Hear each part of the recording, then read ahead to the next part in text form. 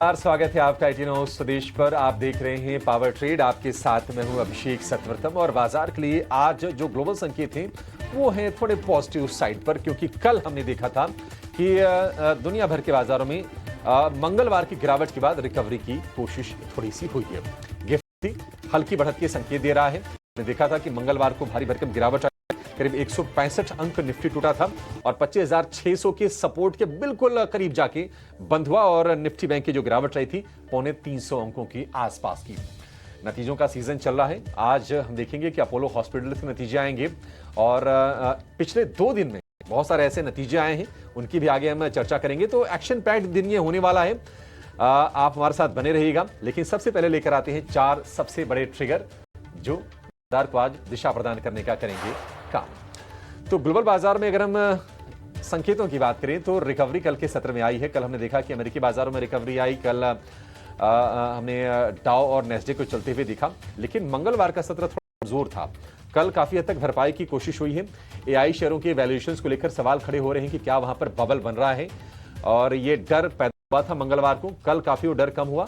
कल एक अच्छी चीज और हुई है और वो ये कि सुप्रीम कोर्ट में टैरिफ के मसले पर सुनवाई की शुरुआत हो गई है और सुप्रीम कोर्ट में जजेस ने डोनाल्ड ट्रंप की शक्तियों पर सवाल उठाए हैं कि क्या उनके पास पावर्स हैं टैरिफ लगाने के लिए। टैरिफ की लीगैलिटी पर सवाल खड़े किए हैं और ऐसा माना जा रहा है कि शायद स्ट्राइक डाउन कर दे supreme court Donald Trump tariff को, और अगर रोल बैक होता है टैरिफ का तो पूरे दुनिया भर के बाजार के लिए निश्चित तौर पर काफी एक बड़ी राहत होगी। गिफ्ट निफ्टी में आज हम हल्की देख रहे हैं। जापान के बाजार में तेजी है। कल भारी गिरावट हमने देखी थी। आज फिलहाल करीब 600 अंकों पर आपको कारोबार करता हुआ दिखाई देगा। तो थोड़ी सी हम देख रहे हैं कि मजबूती के संकेत हैं दुनिया भर के बाजारों से। एक अच्छी चीज और हुई है वो ये कि क्रूड गिर के आ गया है $63 के आसपास, 1% के आसपास की नरमी कल में हमने देखी है। और वजह यह है कि ओवर सप्लाई की थोड़ी सी चिंताएं हैं। अमेरिका में जो क्रूड का जो भंडार है उसमें हमने बढ़त देखी है और इसके चलते कच्चे तेल में नरमी आई है। लेकिन फाइज लगातार बेच रहे हैं और लगातार 5वें सत्र में उनकी बिकवाली प्रवेश कर गई। मंगलवार के सत्र में भी फाइज की तरफ से बिकवाली का आंकड़ा है और चिंता की बात यह है कि जो इंडेक्स फ्यूचर्स में लॉन्ग होल्डिंग है उसमें भी लगातार 5वें सत्र में हमने कमजोरी देखी है। नतीजों की बात करें, सन फार्मा और ग्रासिम के जो Q2 नतीजे आए हैं वो उम्मीद के मुताबिक आए हैं और हमने देखा कि इंडिगो के नतीजे यानी कि इंटरग्लोब एविएशन के नतीजे वो वीक आए हैं। इंडियन होटल्स के नतीजे आए हैं कमजोर, इन पर हमारी नजर रहेगी। लेकिन प्राइमरी मार्केट की अगर हम बात कर लें तो ऑर्कला इंडिया जो कि MTR फूड्स की पेरेंट कंपनी है, इनकी लिस्टिंग होगी और ग्रो के IPO का आज है दूसरा दिन। तो प्राइमरी मार्केट का एक्शन तो है, सेकेंडरी मार्केट में भी आज हम भरपूर एक्शन देखेंगे।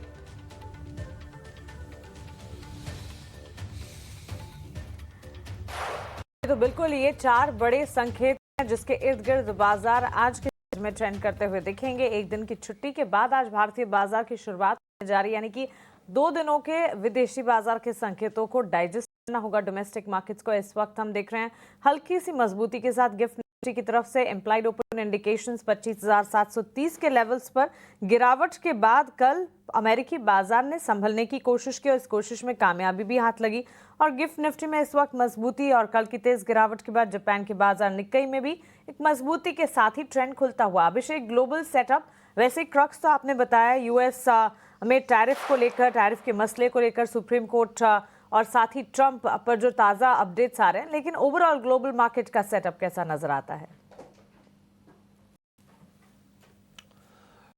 मानसी, देखिए सेटअप को हमें 2 दिन को मिला के देखना पड़ेगा, क्योंकि हमने परसों के सत्र में देखा यानी कि मंगलवार को अमेरिकी बाजारों में गिरावट रही और गिरावट की वजह ये रही कि एआई स्टॉक के वैल्यूएशंस को लेकर कहीं न कहीं सवाल उठने खड़े हो गए हैं, क्योंकि ये जो साल बीता है तमाम एआई स्टॉक्स के लिए, चाहे वो इनवीडिया हो, चाहे वो पेलेंटियर हो या फिर जो बाकी चिप बनाने वाली कंपनीज हैं, है माइक्रोन टेक्नोलॉजीज हैं, सब में हमने बड़ी तेजी देखी है।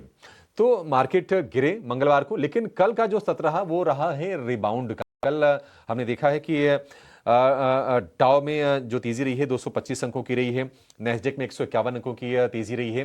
लेकिन 2 दिन को मिला दें तो नेस्डेक 335 अंक नीचे और डाउ की बात करें तो 25 अंकों की गिरावट। बहुत ही क्रूशियल चीज हो रही है अमेरिका में, वो हो रही है सुप्रीम कोर्ट में टैरिफ के मसले पर सुनवाई। आपको याद होगा कि कुछ छोटी मोटी कंपनीज ट्रंप के टैरिफ वाले फैसले के खिलाफ वो कोर्ट गए थे, लोअर कोर्ट में, टैरिफ कोर्ट में, और फिर वहां पर उनको ट्रंप के खिलाफ फैसला सुनाया गया टैरिफ के खिलाफ। लेकिन फिर ट्रंप ने इसको चैलेंज किया सुप्रीम कोर्ट में, और अब सुनवाई हो रही है। और हो ये रहा है कि सुप्रीम कोर्ट भी ट्रंप प्रशासन से जुड़े जो लोग हैं उनसे बहुत ही कड़क सवाल पूछ रहा है। काफी तल्खी से वहां पर सुनवाई होती हुई हम देख रहे हैं। और कोर्ट ने ये कहा है, जजेस ने ये कहा है कि क्या ट्रंप के पास पावर्स हैं टैरिफ लगाने के, इस तरह से जिस अंदाज में उन्होंने टैरिफ लगाए, उन्होंने टैरिफ की लीगैलिटी को लेकर सवाल उठाए हैं। तो ऐसे उम्मीद बध रही है कि क्या अब ये ट्रंप को सुप्रीम कोर्ट में भी झटका लगेगा, और अगर ट्रंप को सुप्रीम कोर्ट में झटका लगता है तो आप ये मान के चलिए कि फिर ये ट्रंप को ये टैरिफ रोल करना पड़ेगा। तो एक इमीडिएट इंपैक्ट तो हो सकता है कि अमेरिका की इकोनॉमी पर हम देखेंगे, क्योंकि आपको जितने आपने टैरिफ वसूले हैं आपको वापस करने पड़ेंगे। लेकिन ये कि हाँ, बाजार ने इसको पॉजिटिवली जरूर लिया है कि अगर पॉलिसी को लेकर निश्चितता रहती है, स्टेबिलिटी आती है टैरिफ के फ्रंट पर, तो फिर एक अच्छी चीज होगी। और इसके चलते कल हमने देखा कि अमेरिकी बाजारों में भी एक रिबाउंड वाला रहा है, और जो एआई स्टॉक्स टूटे थे यानी कि मंगलवार के सत्र में, उनमें भी थोड़ी थोड़ी रिकवरी आई है। कल हमने देखा कि एएमडी हो गया, ब्रॉडकॉम हो गया, माइक्रोन टेक हो गया, 2 से 9% तक की शानदार तेजी निश्चित में रही। कुछ कुछ कंपनी में जैसे कि एएमडी में नतीजों का भी असर हमने देखा है। एक अच्छी चीज अमेरिकी इकोनॉमी के लिहाज से ये हुई है कि हमने देखा था कि प्राइवेट पेरोल से सितंबर में उसमें 29,000 की नेट कमी आई थी, लेकिन अक्टूबर में हम देख रहे हैं कि उसमें रिकवरी आई है, और 42,000 नौकरियां जुड़ी हैं प्राइवेट सेक्टर में। तो ये एक निश्चित तौर पर लेबर मार्केट के लिए भी एक अच्छे संकेत वहां से निकल के आ रहे हैं। अगर हम अर्निंग्स की बात करें तो आज एक्सपीडिया के, एयरबीएनबी और विस्ट्रा के नतीजों पर अमेरिकी बाजारों में आज नजर रहने वाली है। एशियाई बाजारों की बात करें तो हम देख रहे हैं कि 2 दिनों की तेज गिरावट हुई थी जापान के बाजार में, और इसके अलावा कोरिया के बाजार में, और आज दोनों के दोनों बाजारों में थोड़ी रिकवरी की कोशिश तो हो रही है। अगर मैं इस वक्त की बात करूं तो निक्केई करीब करीब 450 अंकों की बढ़त के साथ आपको कारोबार करता हुआ दिखाई देगा।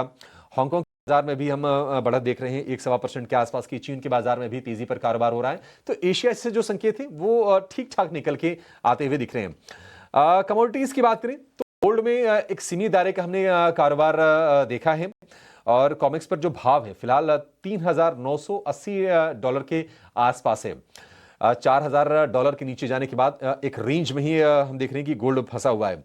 लेकिन क्रूड में गिरावट आई है, भारत की एक राहत की बात जरूर है, और ये गिरावट आई है ओवर सप्लाई को लेकर थोड़ी सी चिंताएं हैं। डिमांड उतनी है नहीं, टैरिफ को लेकर थोड़ी सी टेंशन है, और अमेरिका में भंडार बढ़ रहा है।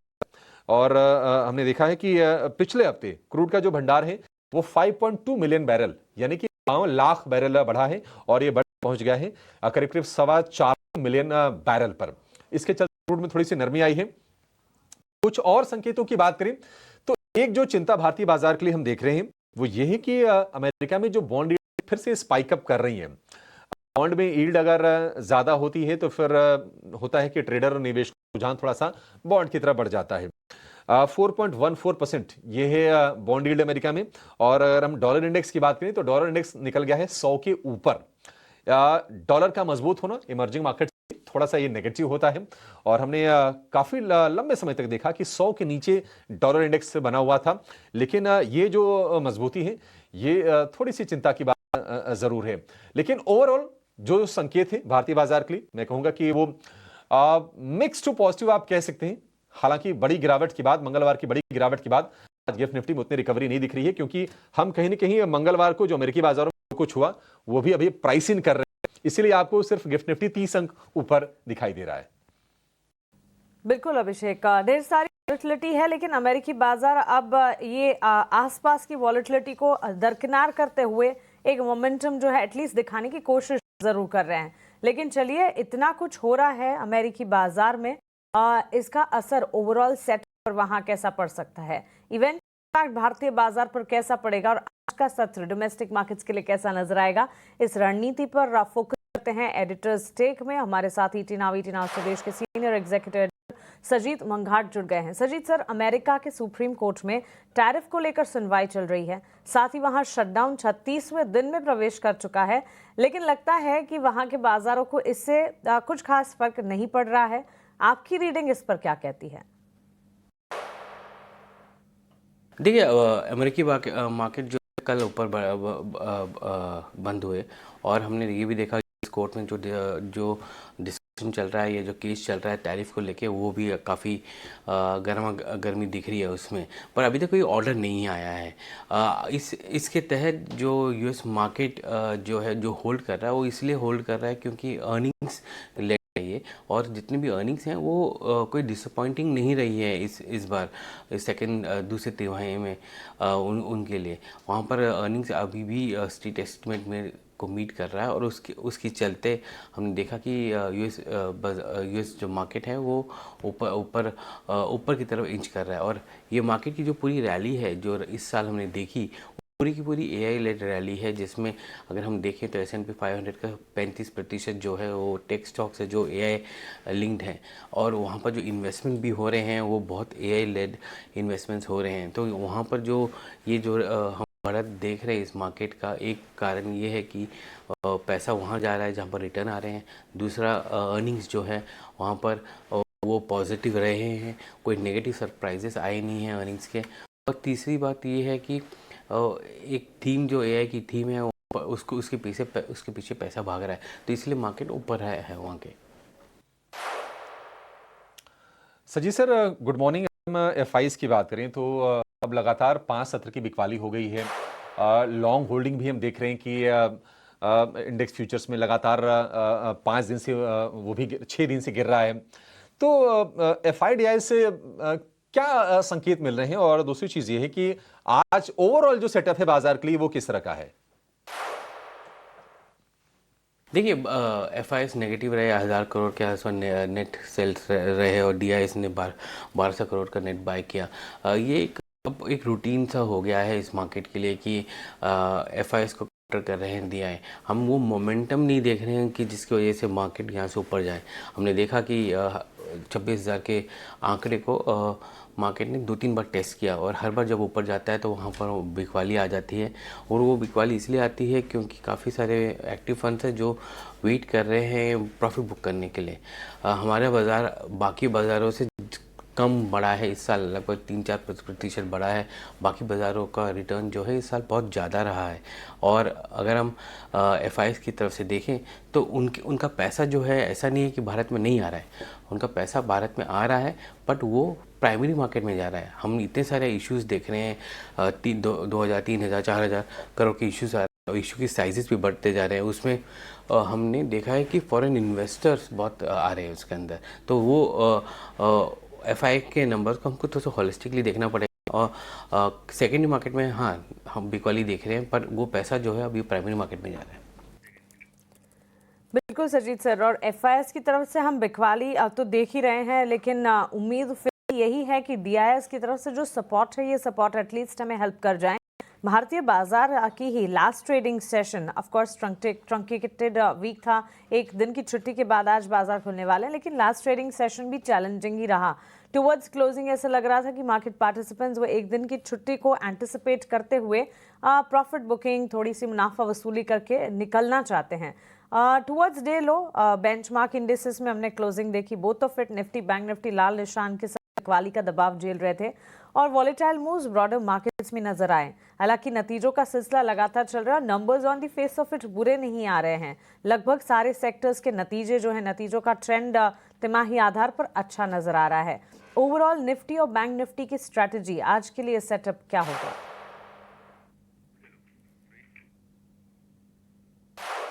देखिए, ट्यूसडे को हमने देखा कि एक्सपायरी थी निफ्टी की, और हमने ये भी देखा कि बाजार नीचे बंद हुआ। लास्ट 1 घंटे में बिकवाली देखने को मिली, प्राइवेट बैंक्स में बिकवाली थी देखने को मिली हमने। अगर हम निफ्टी को देखें तो निफ्टी में ओपन इंटरेस्ट पोजीशंस बड़े हैं और शॉर्ट पोजीशंस हैं जो बड़े हैं, उसमें अगर हम देखें तो लगभग एफआईएस ने लगभग 1600 करोड़ का नेट शॉर्ट्स ऐड किए हैं निफ्टी में। और अगर हम बैंक निफ्टी में देखें तो लगभग 319 करोड़ का शॉर्ट्स ऐड हुए हैं।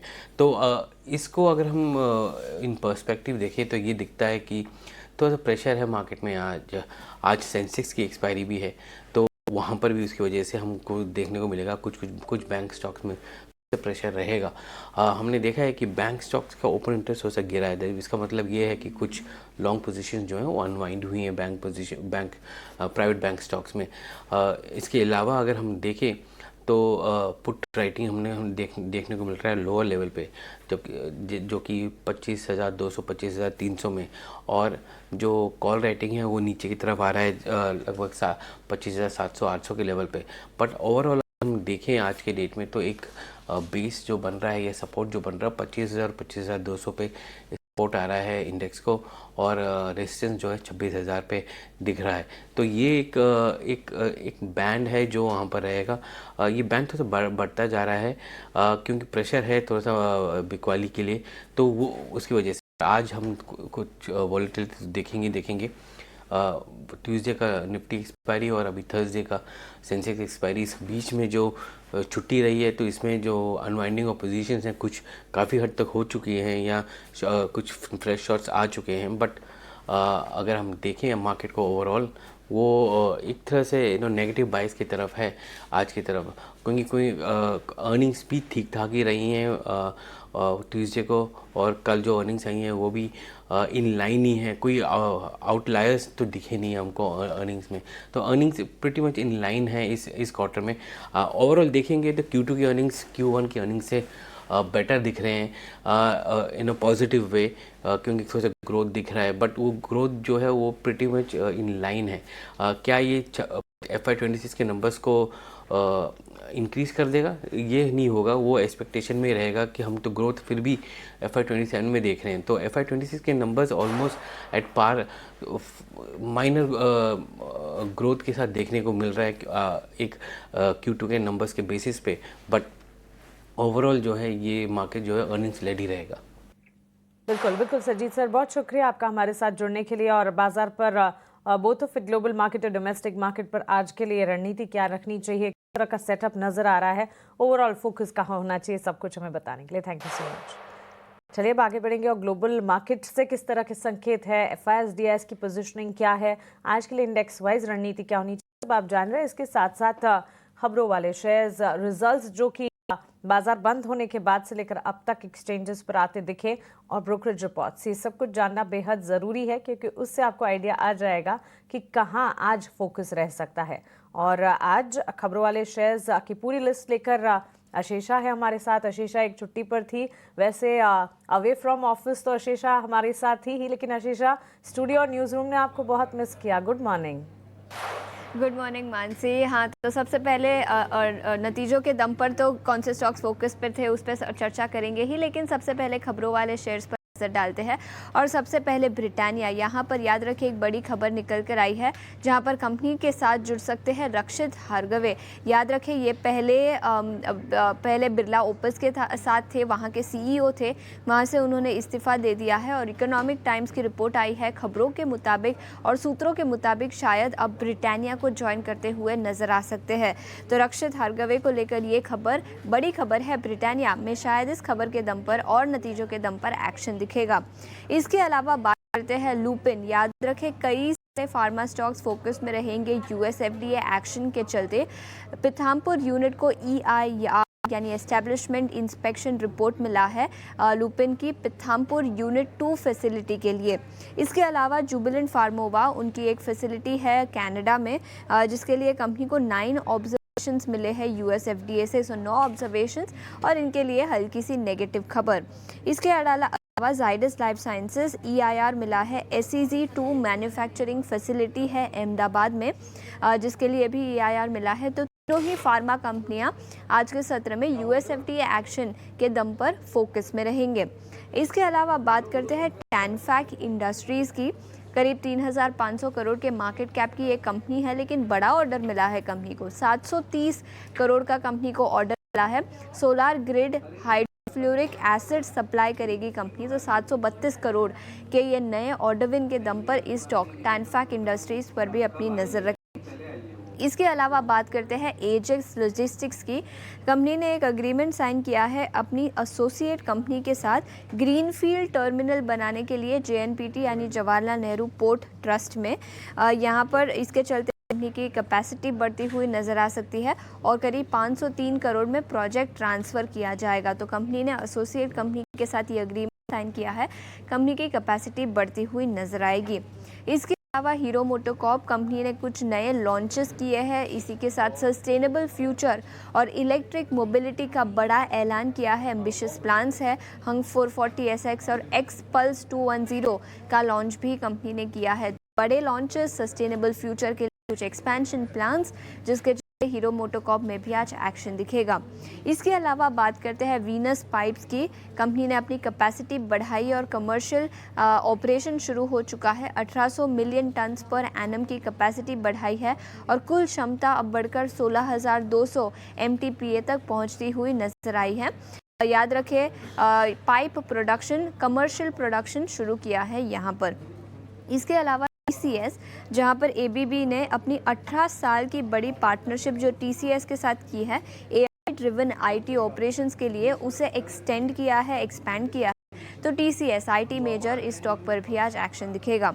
इसके अलावा RBL बैंक, याद रखें यहाँ पर एक बड़ी ब्लॉक डील होती हुई नजर आई है और सूत्रों के हवालों से खबर मिली है कि M&M जो करीब 3.45% हिस्सेदारी होल्ड करता है RBL बैंक की, ब्लॉक डील के द्वारा ये ब्लॉक डील होगी आज। 680 करोड़ में बेचेगी हिस्सा और काफ़ी अच्छा मुनाफा उनको इस होल्डिंग पर हुआ है। जून 2023 में ये एक्विजिशन किया था और अब 680 करोड़ में ये हिस्सा कंपनी बेचने वाली है। इसके अलावा लास्ट में बात करते हैं सात्विक ग्रीन एनर्जी की। यहाँ पर भी कुछ नए ऑर्डर विन्स कंपनी को मिले हैं। करीब 300 करोड़ का ऑर्डर कंपनी की सब्सिडरी को मिला है सोलार PV मॉड्यूल्स बनाने के लिए। तो स्टॉक्स जो नतीजों के दम पर तो फोकस में रहेंगे ही, लेकिन इसके अलावा भी कई सारी खबरें निकल कर आई है। Order wins, US FD action के चलते फार्मा स्टॉक्स, सभी स्टॉक्स पर अपनी नजर रखें। ठीक है आशीषा, बहुत शुक्रिया। कल भारतीय बाजार बंद थे गुरु नानक जयंती के मौके पर, तो छुट्टी तो अच्छी लगती है, लेकिन शाम होते होते खबरों की लिस्ट इतनी लंबी हो जाती है कि अगले दिन के लिए मशक्कत काफ़ी करनी पड़ जाती है।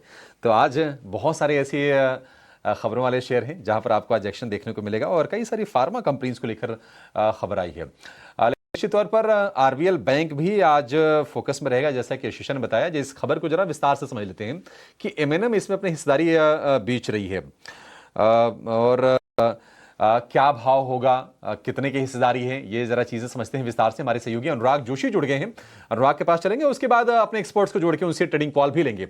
लेकिन पहले ये खबर, अनुराग बताइए जरा क्या डिटेल्स है इसकी ब्लॉक डील की। कांग्लोमरेट महिंद्रा एंड महिंद्रा अपनी 2 साल पुरानी निवेश RBL बैंक में आज एक ब्लॉक डील के द्वारा बेचेगा।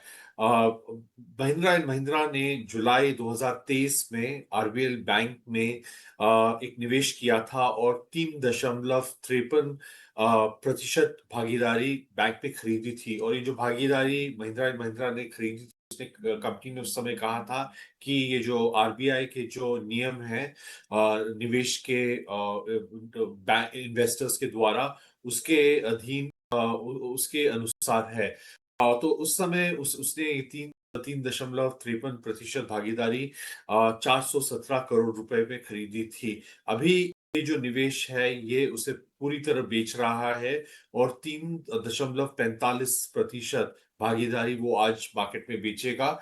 और ये थोड़ा घट के जो भागीदारी कम हुई है, ये इस कारणों से हुई होगी क्योंकि कुछ ESOP जो शेयर्स जो एम्प्लॉयज को दिए जाते हैं उन्हें इशू कर दिया गया है। तो इस कारण से ये थोड़ी भागीदारी उनकी कम हो गई है, 3.5 के प्रतिशत के नीचे आ गई है। और ये जो हम देखें 682 करोड़ रुपए में आज जो ये भागीदारी महिंद्रा बेचेगा, ये एक ट्रेंड चल रहा है। जो निवेशक हैं वह अपनी जो भागीदारी है कंपनियों में वो बेच रहे हैं, क्योंकि जो मार्केट कंडीशंस हैं, जो शेयर मार्केट में वो जो उछाल आया है, वो उनके अनुसार बहुत फेवरेबल है, और इसी के चलते हम बहुत ब्लॉक डील्स भी देख रहे हैं, और इसी चलते जो आईपीओज भी आ रहे हैं वह भी चल रहे हैं, क्योंकि जो जो निवेशक हैं, कंपनी के प्रमोटर्स हैं, वे ये मानते हैं कि मार्केट कंडीशंस बहुत ही फेवरेबल हैं।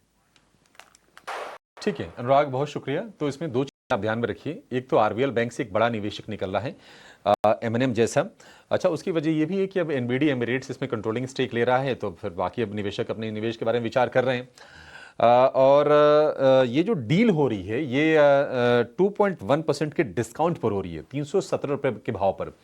323 रुपये का 324 रुपये के आसपास की क्लोजिंग है। तो आप मान के चलिए कम से कम इतना तो शेयर ये नीचे अब आएगा ही आएगा आज के सत्र में। लेकिन उसके बाद क्या आपको बाइंग करनी है, क्योंकि मोमेंटम हमने काफ़ी स्ट्रांग देखा है आरबीएल बैंक के शेयर में, और रिकॉर्ड हाइस पर जाने के बाद भी स्ट्रेंथ दिखाई है आरबीएल बैंक ने। आगे इस पर बातचीत करेंगे, लेकिन अपने एक्सपर्ट को जोड़ लेते हैं और एक बार जरा इंडेक्स का पहले व्यू ले लेते हैं। हमारे साथ चॉइस इक्विटी ब्रोकिंग के कुणाल परार जुड़ गए हैं। कुणाल जी, बहुत शुक्रिया आपका समय देने के लिए। स्वागत है आपका 18 आवर्स स्वदेश पर। मंगलवार को इसी तरह से निफ्टी ने 20 डीएमए को तो कुणाल जी बचा लिया, 25,600 के थोड़ा सा नीचे जाके क्लोजिंग हुई। साइकोलॉजिकली हम कह सकते हैं कि थोड़ा नेगेटिव ये जरूर रहा होगा, और आज भी जो संकेत आ रहे हैं गिफ्ट निफ्टी से वो कोई बहुत एनकरेजिंग नहीं है कुणाल जी। ऊपरी स्तर से अगर हम देखेंगे तो करीब 500 पॉइंट नीचे निफ्टी आ गया है, 26,100 से अगर हम जोड़ेंगे तो। क्या आप सलाह देंगे बाजार में क्या करना है? एफआईज तो फिर से बेचने लगे। वेल बात करें अभिषेक जी, सबसे पहले गुड मॉर्निंग हमारे व्यूअर्स को, आपको।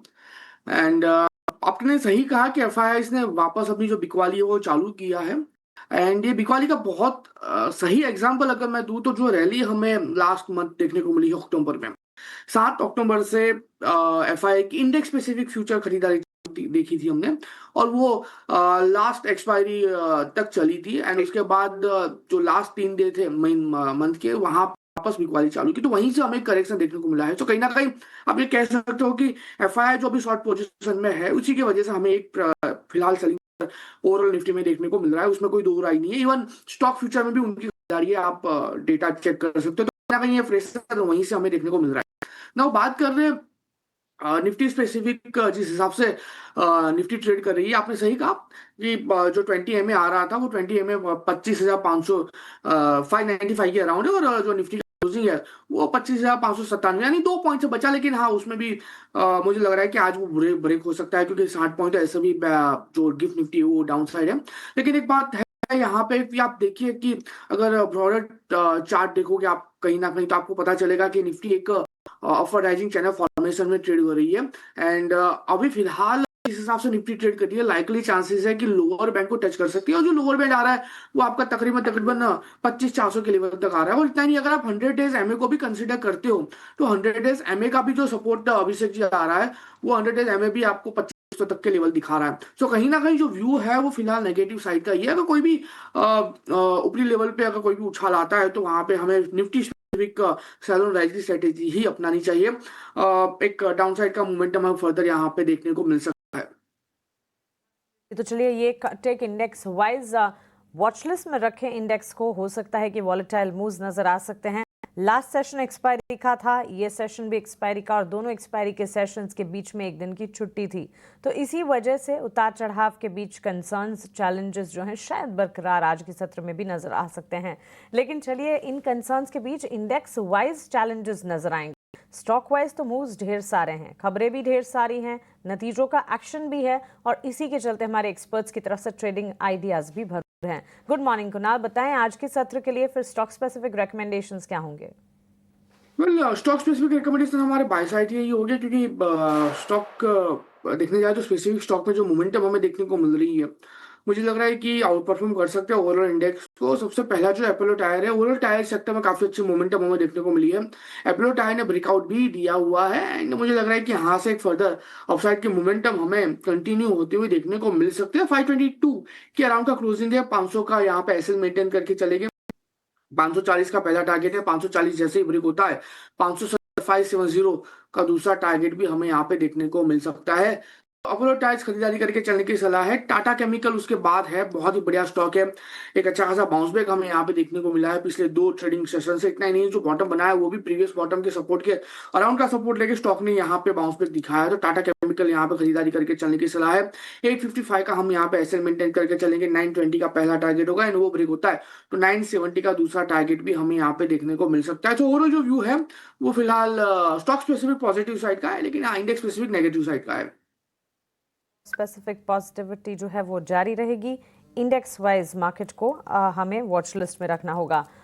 डिफेंस और शिप बिल्डिंग का सेक्टर, इस पर एक नजर होनी चाहिए। और डिफेंस में तो आए दिन हम खबरों के दम पर ऑर्डर विंस के चलते फोकस देखते ही है, लेकिन साथ ही शिप बिल्डिंग स्पेस में एक stock Garden reach ship builder, Mazagon dock Cochin shipyard भी है कुनाल, लेकिन गार्डन रीच के नतीजे आते हुए दिखे।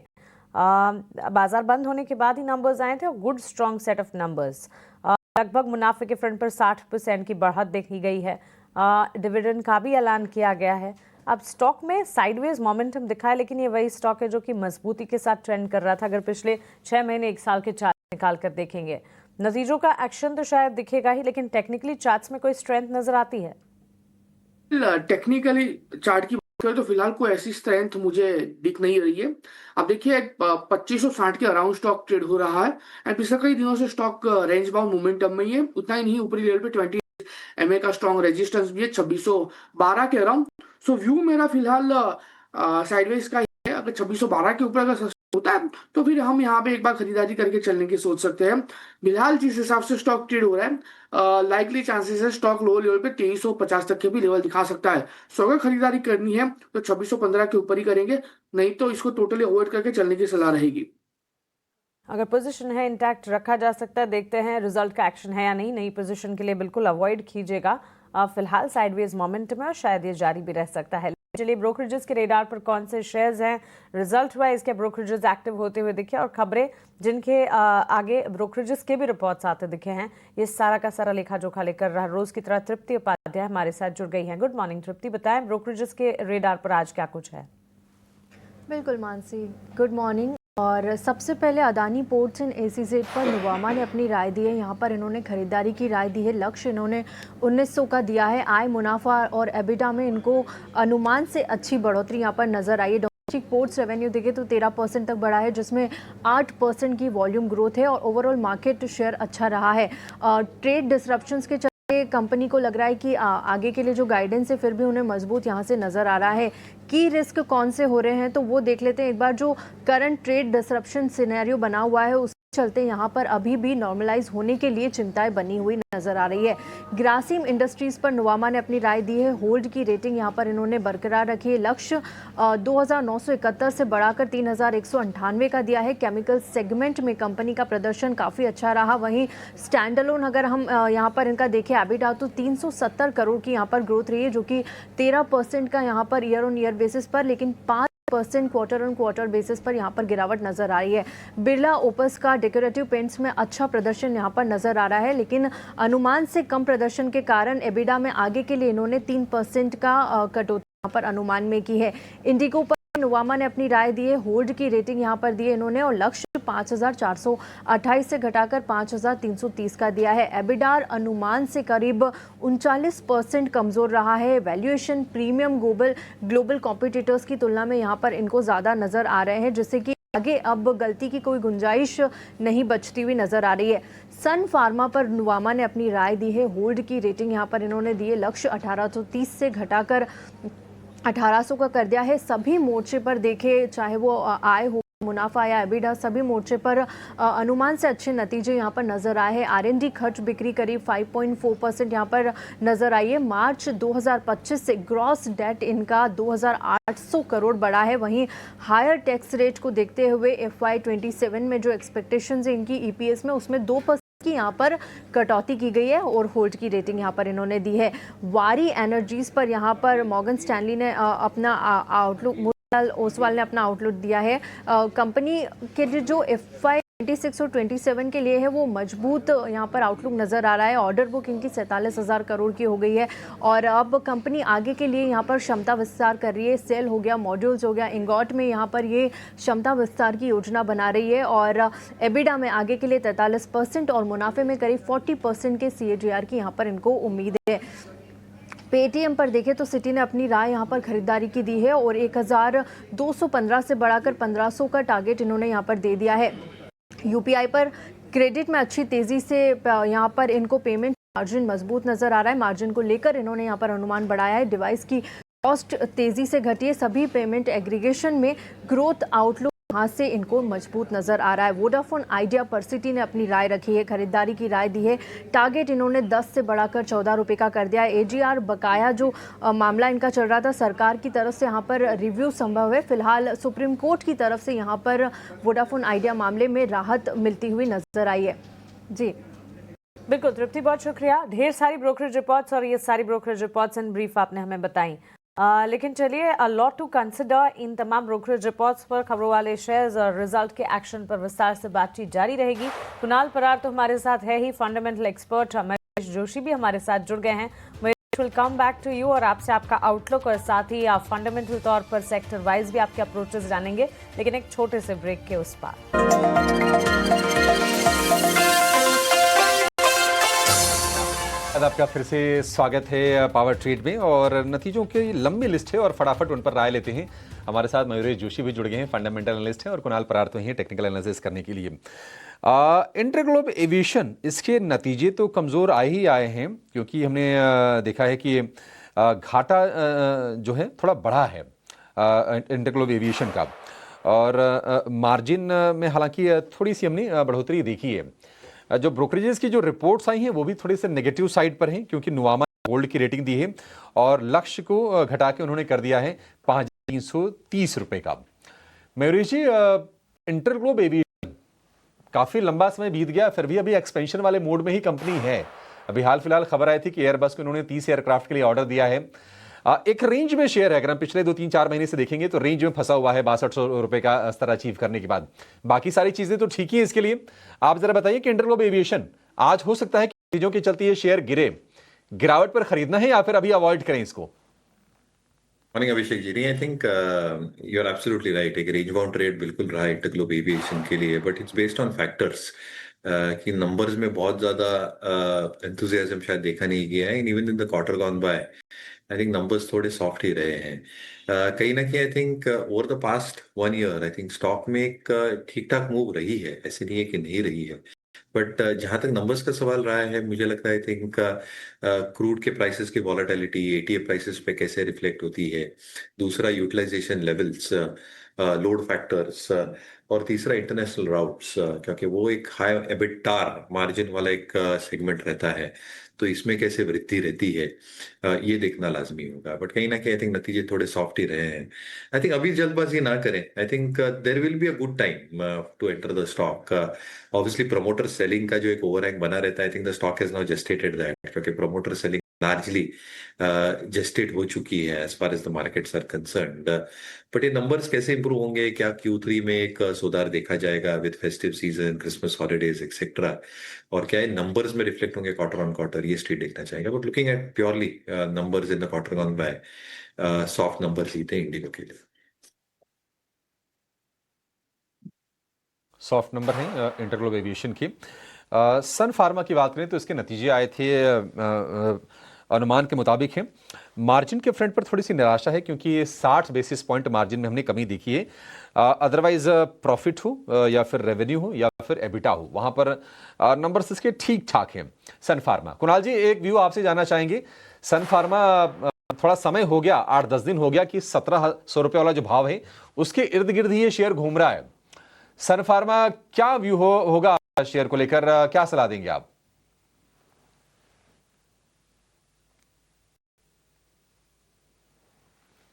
कुणाल जी अनम्यूट कीजिए, फिर सुन पाएंगे आपको। वेल, सलाह तो साइडवेज की ही रहेगी। आप देखिए पिछले कई दिनों से सन एक रेंज बाउंड मोमेंटम में ही ट्रेड हो रहा है। लोअर लेवल पे 1680 और ऊपरी लेवल की बात करें तो 1720 के लेवल के बीच में ही ट्रेड हो रहा है, सो फिलहाल खरीदारी करके चलने की सलाह नहीं रहेगी। लेकिन हाँ, अगर कोई भी करेक्शन आता है और स्टॉक 1680 का लेवल ब्रेक करता है और लोअर लेवल पे अगर 1655 या 1650 के लेवल दिखाता है तो फिर वहां पे खरीदारी करके चलने की सलाह रहेगी। उसके बाद ऊपरी लेवल पे 1720 से लेके आपको यहाँ पे 1750 तक के भी टारगेट देखने को मिल सकते हैं, तो प्रेजेंट लेवल से इसको अवॉइड चलने की सलाह रहेगी। वर्स्ट केस में 1650 आता है तो वहां पे खरीदारी करके जा सकते हैं। ऊपरी लेवल पे अगर 1720 के ऊपर अगर सस्टेन होता है तो भी खरीदारी करके चलने की सलाह रहेगी, क्योंकि उसके बाद ये स्टॉक आपको 1750 का पहला टारगेट और 1750 जैसे ही ब्रेक होता है आपको ऊपरी लेवल पर 1800 तक के भी टारगेट दिखा सकता है। ठीक है, 1720 के अगर ऊपर निकलता है तो आप खरीदारी कीजिएगा। 1750 और 1800 रुपए के टारगेट के लिए सन फार्मा को लेकर ये व्यू। ग्रासिम इंडस्ट्रीज के बारे में भी एक राय लेंगे आपसे मयूरेश जी, क्योंकि इसके भी रेवेन्यू और प्रॉफिट की जो आंकड़े हैं वो तो ठीक ठाक हैं। अनुमान के मुताबिक ही नतीजे आए हैं। 11% इनका मुनाफा बढ़ा है, 26% इनकी आय बढ़ गई है। लेकिन अगेन जो कहानी मार्जिन वाली सन फार्मा में हमने देखी थोड़ी कम हुई है। सेगमेंट अलग है लेकिन इसमें भी मार्जिन थोड़ा कंप्रेस हुआ है। 46 पॉइंट की नरमी हमने मार्जिन में देखी है। 4.3% से घट के आ गए हैं 3.8% पर मार्जिन ग्रासिम के। नतीजों से पहले थोड़ा सा सॉफ्ट हुआ है शेयर ऊपरी स्तरों से। ग्रासिम कंपनी स्ट्रांग, क्या व्यू होगा आपका, क्या करना चाहिए? नहीं, जिनके पास से बने रहना चाहिए, क्योंकि आई थिंक एक सीजनली वीक क्वार्टर रहता है for a lot of these capex oriented sectors. और इसलिए आई थिंक अगर आप वीएसएफ सेक्टर देखें ग्रासिम के लिए तो थोड़ी उधर नरमी जरूर देखी गई है। Obviously I think global reasons की वजह से भी, चाइना डिमांड सप्लाई फैक्टर्स में रियलाइजेशंस में थोड़ी आई थिंक नरमाहट जरूर रही है। बट एक्सपेक्टेशन यही है कि जैसे डिमांड स्लोली एंड स्टेडीली वापस आएगी, I think that should probably start coming back and reflecting in Q4 numbers. However, I think expectation जैसे मैं कह रहा था, I think Q2 was expected to be soft. तो ऐसे नहीं है कि आउट ऑफ द ब्लू है, बट होप ये है कि आई थिंक Q3 Q4 में नतीजों में सुधार दिखने मिले।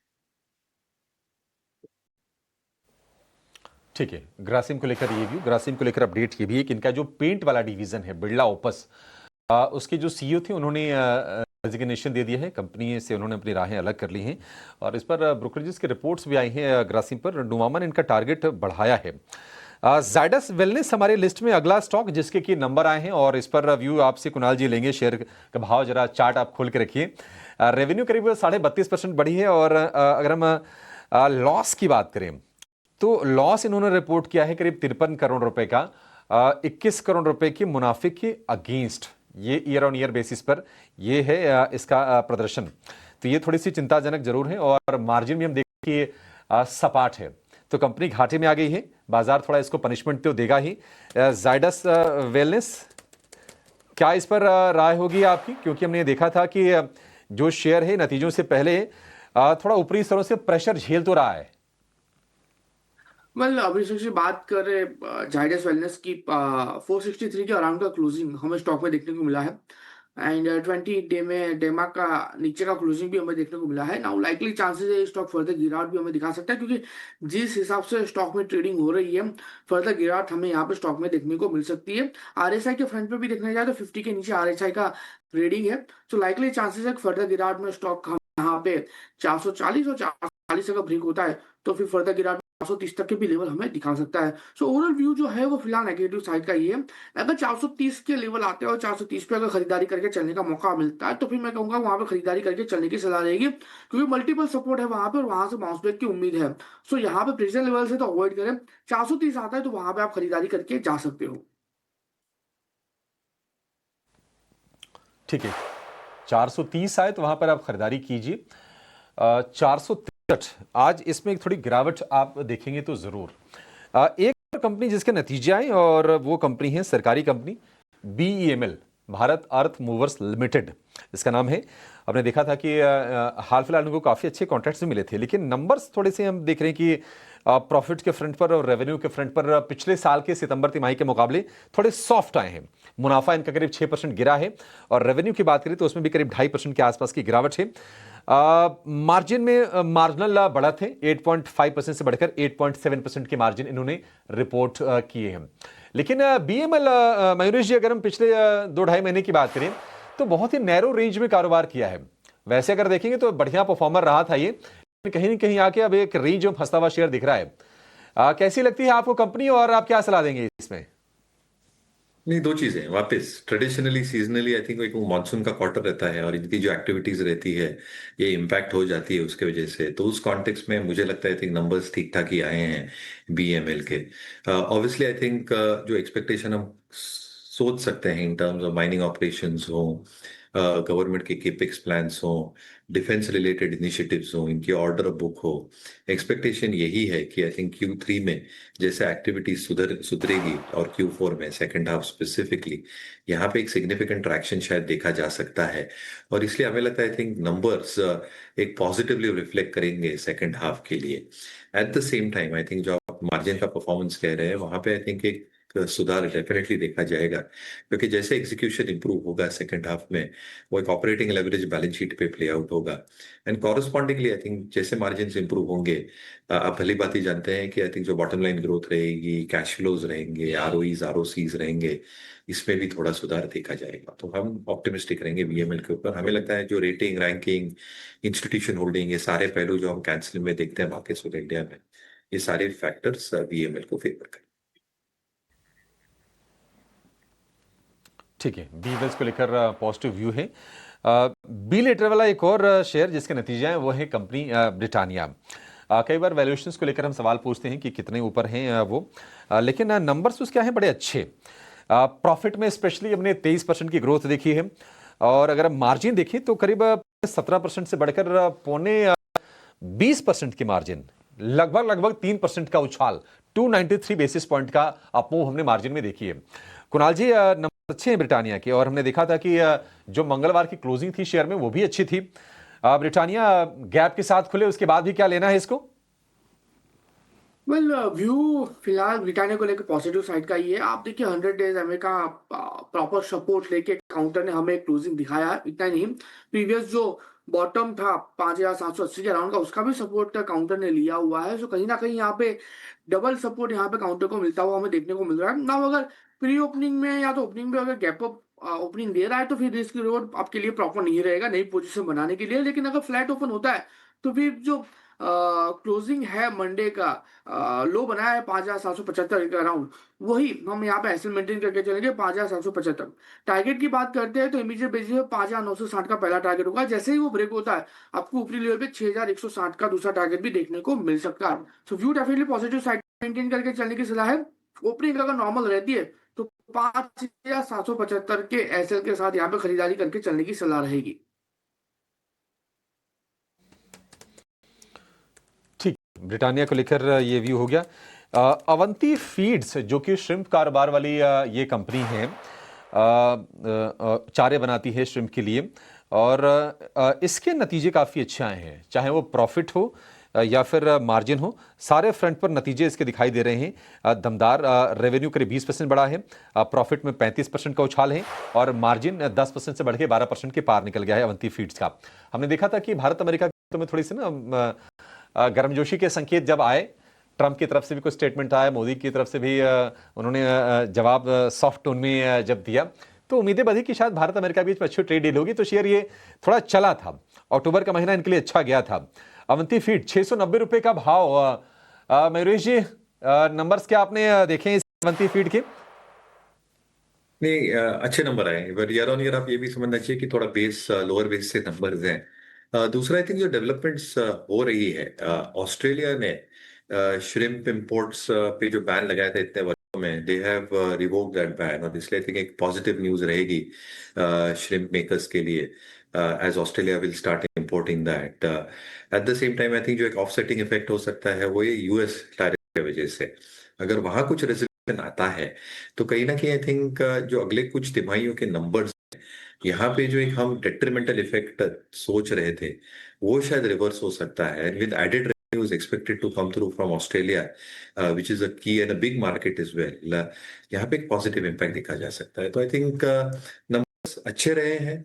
Obviously I think Trump tariffs की रिवर्सल की हम सब राह देख रहे हैं। अगर वो रिवर्स होते हैं तो सोने पे सुहाग होगा अवंती फीड्स के लिए, क्योंकि Australia is already started, US ने अगर स्टार्ट कर लिया या टैरिफ्स का एक जो रीइम्पोजिशन है वो वापस प्रीवियस लेवल लेके आए, तो कहीं ना कहीं I think incremental sales will add to margins and profitability. ठीक है, अवंती फीड्स को लेकर ये व्यू। लेकिन इस बीच देखिए आरबीएल बैंक में जो ब्लॉक डील होनी है वो प्री ओपन विंडो में हो गई है। प्री ओपन में 3.4% इक्विटी का बड़ा सौदा हुआ है और काफ़ी संभव है कि महिंद्रा एंड महिंद्रा जो हिस्सेदारी होल्ड करती है उनकी तरफ से भी ये शेयर बेचे गए होंगे। बाद में इसके डिटेल भी आ जाएंगे, लेकिन ये डील हुई है प्री ओपन में और डिस्काउंट पर डील होने की खबरें आ रही थी। 2% के डिस्काउंट पर 323 रुपये 80 पैसे कल की क्लोजिंग रही है। आज हो सकता है कि शेयर आपको ये 318 370 रुपये के आसपास खुले और उसके बाद थोड़ा सा और आपको ये दिखाई दे। आरबीएल बैंक का 2 करोड़ शेयरों का ये बड़ा सौदा हुआ है। लेकिन एक और कंपनी है जुबिलेंट फार्मा। एक फटाफट इस पर जरा व्यू ले लेते हैं क्योंकि इसके लिए नेगेटिव खबर है। जुबिलेंट लाइफ साइंसेज के नाम से इसको हम जानते थे पहले, लेकिन कनाडा के मॉन्ट्रियल प्लांट का यूएस एफडीए ने ऑडिट पूरा किया है और 9 ऑब्जर्वेशंस जारी किए हैं। अब तक हम जो समय था पिछले महीने भर का वो तो अच्छा गुजरा है जुबिलेंट फार्मा के लिए, लेकिन ये नेगेटिव खबर जरूर है। 9 टिप्पणियां आई हैं। कुणाल जी, मान लीजिए गिरावट के साथ खुले जुबिलेंट फार्मा, किसी के पास हो तो स्टॉप कहां पर लगा के रखे? मतलब किसी के पास है तो स्टॉप लॉस आपका 1180 के अराउंड का इसका क्लोजिंग हमें देखने को मिला है। अगर किसी के पास है तो 1125 का यहाँ पे एक ऐसे मेंटेन करके चलने की सलाह रहेगी। अगर 1125 ब्रेक होता है तो फिर वन वे डायरेक्शन में नीचे 1020 तक के भी लेवल हमें ये स्टॉक में देखने को मिल सकते हैं। सो 1125 का हम यहाँ पे एक ऐसे मेंटेन करके चलेंगे। ठीक है, 1125 रुपए का स्टॉप लॉस आप जुबिलेंट फार्मा में रख के चलिए। चलिए, और भी बहुत सारे, एक्चुअली लिस्ट लंबी है और खबरों वाले शेयर भी काफी ज्यादा हैं नतीजों के साथ साथ। आगे उनकी भी हम चर्चा जरूर करेंगे, लेकिन फिलहाल एक ब्रेक का वक्त हो गया है और ब्रेक के बाद कुछ नए हेडलाइंस के साथ हम करेंगे मार्केट्स लाइव की शुरुआत। हमारे दोनों गेस्ट हमारे साथ बने हुए, आप भी कहीं जाएगा नहीं।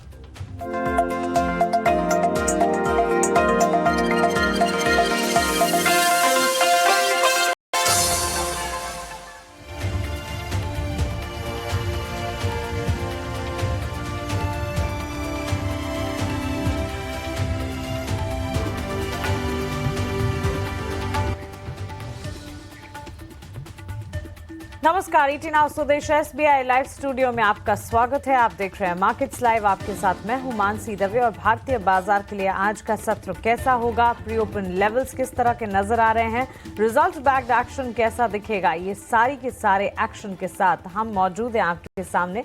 थोड़ी देर में बाजार की ओपनिंग हो जाएगी और शुरुआत से ठीक पहले करेंसी के चाल पर, कमोडिटी मार्केट के हाल पर हमारा लगातार फोकस है। हमारे एक्सपर्ट्स एक एक कर हमारे साथ लगातार जुड़ रहे हैं। टेक्निकल एक्सपर्ट कुणाल परार हमारे साथ मौजूद है और मयूरेश जोशी जी भी हमारे साथ हैं। और इस वक्त अगर देखें, आज का सत्र मार्केट को रिएक्ट करना है 2 दिन के ग्लोबल मार्केट के एंगल, ग्लोबल मार्केट के सेटअप पर, फैक्टर्स पर, और उसके अलावा भारतीय बाजार के अपने result backed action and cues भी ढेर सारे हैं। मयूरेश, जहां हम लगातार खबरों वाले शेयर्स, ब्रोकरेजेस के एक्शन की बात कर रहे हैं, coming back to the results, वैसे तो फार्मा स्पेस की कई सारी कंपनियां हैं जिन्होंने कल भी नतीजे पेश किए और आज भी फार्मा स्पेस की कई सारी कंपनियां स्लेटेड हैं, लेकिन एक नजर जारी है EMS category firm amber enterprises पर। कंपनी के नतीजे आज आने वाले, और वैसे एम्बर एंटरप्राइजेस में पिछले 1 महीने में साइडवेज एक्शन है, लेकिन पिछले 6 महीने से 1 साल के रिटर्न्स देखेंगे, ऑलमोस्ट 60% के रिटर्न्स इस कंपनी ने पोस्ट किए हैं। ब्रोकरेजेस की माने तो यहाँ से फर्दर अपसाइड भी एंटिसिपेटेड है। फंडामेंटल्स आपको कैसे नजर आते हैं? नहीं, मानसी, आई थिंक डिसेंट है क्योंकि जो एक स्कोप है काम का, आई थिंक इज सिग्निफिकेंट। तो आप सेमीकंडक्टर एसएसडीज की बात करें या जो पूरी एक इकोसिस्टम बनानी है उसकी बात करें, या जनरली जितनी फंडिंग हुई है अब तक और जो सरकार से फंड्स आए हैं through the PLI scheme, I think they are all positive developments. However, I think for Amber and Dixon, I think the kicker in terms of earnings will be जब वो ODM की तरफ एक ट्रांजिशन होगा, और मेरे हिसाब से आई थिंक जैसे ओरिजिनल डिजाइन मैन्युफैक्चरिंग की तरफ एक ट्रांजिशन होगा स्लोली एंड स्टेडीली, वहां पे बेहतर मार्जिन्स रहते हैं, वहां पे एग्जीक्यूशन साइकिल और cash flow improvement because of better working capital flow relatively बेहतर रहता है, and because margins are relatively better than the OEM business, कहीं ना कहीं आई थिंक नंबर्स में एक प्रभाव आ सकता है। एक स्लो एंड स्टडी ट्रांजिशन है, सो जिनके पास से बने रह सकते हैं, ये ट्रांजिशन होगा, बट उसके लिए आपको थोड़ा समय देना पड़ेगा फ्रॉम OEM टू ODM। चलिए, ये खट इस वक्त हमें मिलता हुआ एम्बर एंटरप्राइजेस पर। इसके अलावा अगर आप देखेंगे फार्मा स्पेस जिसका जिक्र मैं कर रही थी, सन फार्मा के नतीजे आए हैं और उसके अलावा औरोबिंदो फार्मा के नंबर्स भी आते हुए दिखे। लेकिन आज के सत्र में Apollo hospital, astro DM health care जुड़ी तमाम कंपनियां, जीएसके फार्मा, इनके नंबर्स पर फोकस रहेगा ज़रूर। कुछ तमाम रियल एस्टेट कंपनियां भी हैं जो कि आज नंबर्स करने वाली है। इस बीच रुपए की ओपनिंग पर भी फोकस होना चाहिए। 14 पैसे की मजबूती के साथ करेंसी में इस वक्त जो है ओपनिंग होती हुई दिखी है। डॉलर के मुकाबले रुपए की अगर बात करें 88.66 पैसे के मुकाबले शुरुआत जो है 88 रुपये और 52 पैसे पर 14 पैसे की मजबूती के साथ होती हुई इस वक्त नजर आ रही है। कमोडिटी मार्केट पर भी नजर रहेगी। बुलियन मार्केट में सोने चांदी की चाल, कच्चे तेल का हाल, इन तमाम पर भी फोकस रहेगा। और इस बीच गोदरेज प्रॉपर्टीज के चार्ट्स को एक बार देखना चाहिए। आज गोदरेज प्रॉपर्टीज के नंबर्स आने वाले हैं। कुणाल एक टेक आपसे जानना चाहेंगे, रियल एस्टेट बास्केट आपको कैसा नजर आता है? लार्जर रियल एस्टेट प्लेयर्स, साथ ही छोटी मजबूत रियल एस्टेट कंपनियां, और नतीजों से ठीक पहले गोदरेज प्रॉपर्टीज पर अगर कोई टेक बन रहा है तो बताइएगा। ओवरऑल गोदरेज प्रॉपर्टीज की बात करें, बाकी के स्टॉक की बात करें, सेक्टर की बात करें तो पिछले दिनों में बहुत बढ़िया मोमेंटम हमें ये सारे के साथ रियलिटी स्टॉक में देखने को मिली है। खास करके अगर बात करें ओबेरॉय रियलिटी, लोरा, डीएलएफ, गोदरेज प्रॉपर्टीज है। लेकिन पिछले कुछ दिनों से बात करें, यानी कि पर्टिकुलर 3-4 दिन से बात करें, तो कहीं ना कहीं सारे के रियलिटी स्टॉक फिलहाल एक साइडवेज मोमेंटम में है। ट्रेडिंग रेंज देखने जाए तो बहुत ही नैरो हो चुकी है, जहां पे आपको कोई पर्टिकुलर ट्रेडिंग के लिए कोई मौका नहीं मिलेगा। हाँ, अगर आने वाले दिनों की बात करें, फिलहाल खास करके गोदरेज प्रॉपर्टी की बात करें, आप देखिए 2295 के स्टॉक का क्लोजिंग हमें देखने को मिला है और स्टॉक पिछले कई दिनों से एक रेंज बाउंड मोमेंटम में ही ट्रेड हो रहा है। लोअर लेवल पे 2260 और ऊपरी लेवल की बात करें तो 2340 लेवल पे ही ये स्टॉक ट्रेड हो रहा है। और एक अच्छी बात यह है, स्टॉक एक फ्लैग फॉर्मेशन बना रहा है ना। अगर 2340 के ऊपर का अगर हमें ब्रेकआउट देखने को मिलता है तो वहां पे फ्लैग फॉर्मेशन ब्रेकआउट देखने को मिलेगा, कंफर्मेशन होगा। उसके बेस पे आपको तकरीबन ऊपरी लेवल पे 2500 होता है तो 2520 तक के भी लेवल देखने को मिल सकते हैं। तो व्यू यहाँ पे फिलहाल गोदरेज प्रॉपर्टीज के लिए तो अवॉइड करके देखा है। पोजीशन बनाएंगे हम तो 2340 के ऊपर ही बनाएंगे और 2340 के ऊपर एक साफ अपसाइड की मोमेंटम भी हमें गोदरेज प्रॉपर्टीज में देखने को मिल सकती है। चलिए गोदरेज प्रॉपर्टीज पे रखेंगे नजर, बट आज अर्निंग्स के दम पर जो है पेटीएम भी फोकस में रहेगा, क्योंकि यहाँ पर काफी दमदार नतीजे आते हुए दिखे हैं। देखिए इनकी जो कुल आय है लगभग 7.5% बढ़ती हुई दिखी है। हालांकि मुनाफा जो है आपको वो कम जरूर दिखेगा, बट यहाँ पर एक वन टाइम कॉस्ट है जो कि कंपनी ने लिया है और वो भी इंटैंजिबल है, बट उसको एडजस्ट करके आप देखेंगे तो नंबर्स बेहद ही ज़्यादा स्ट्रॉन्ग है।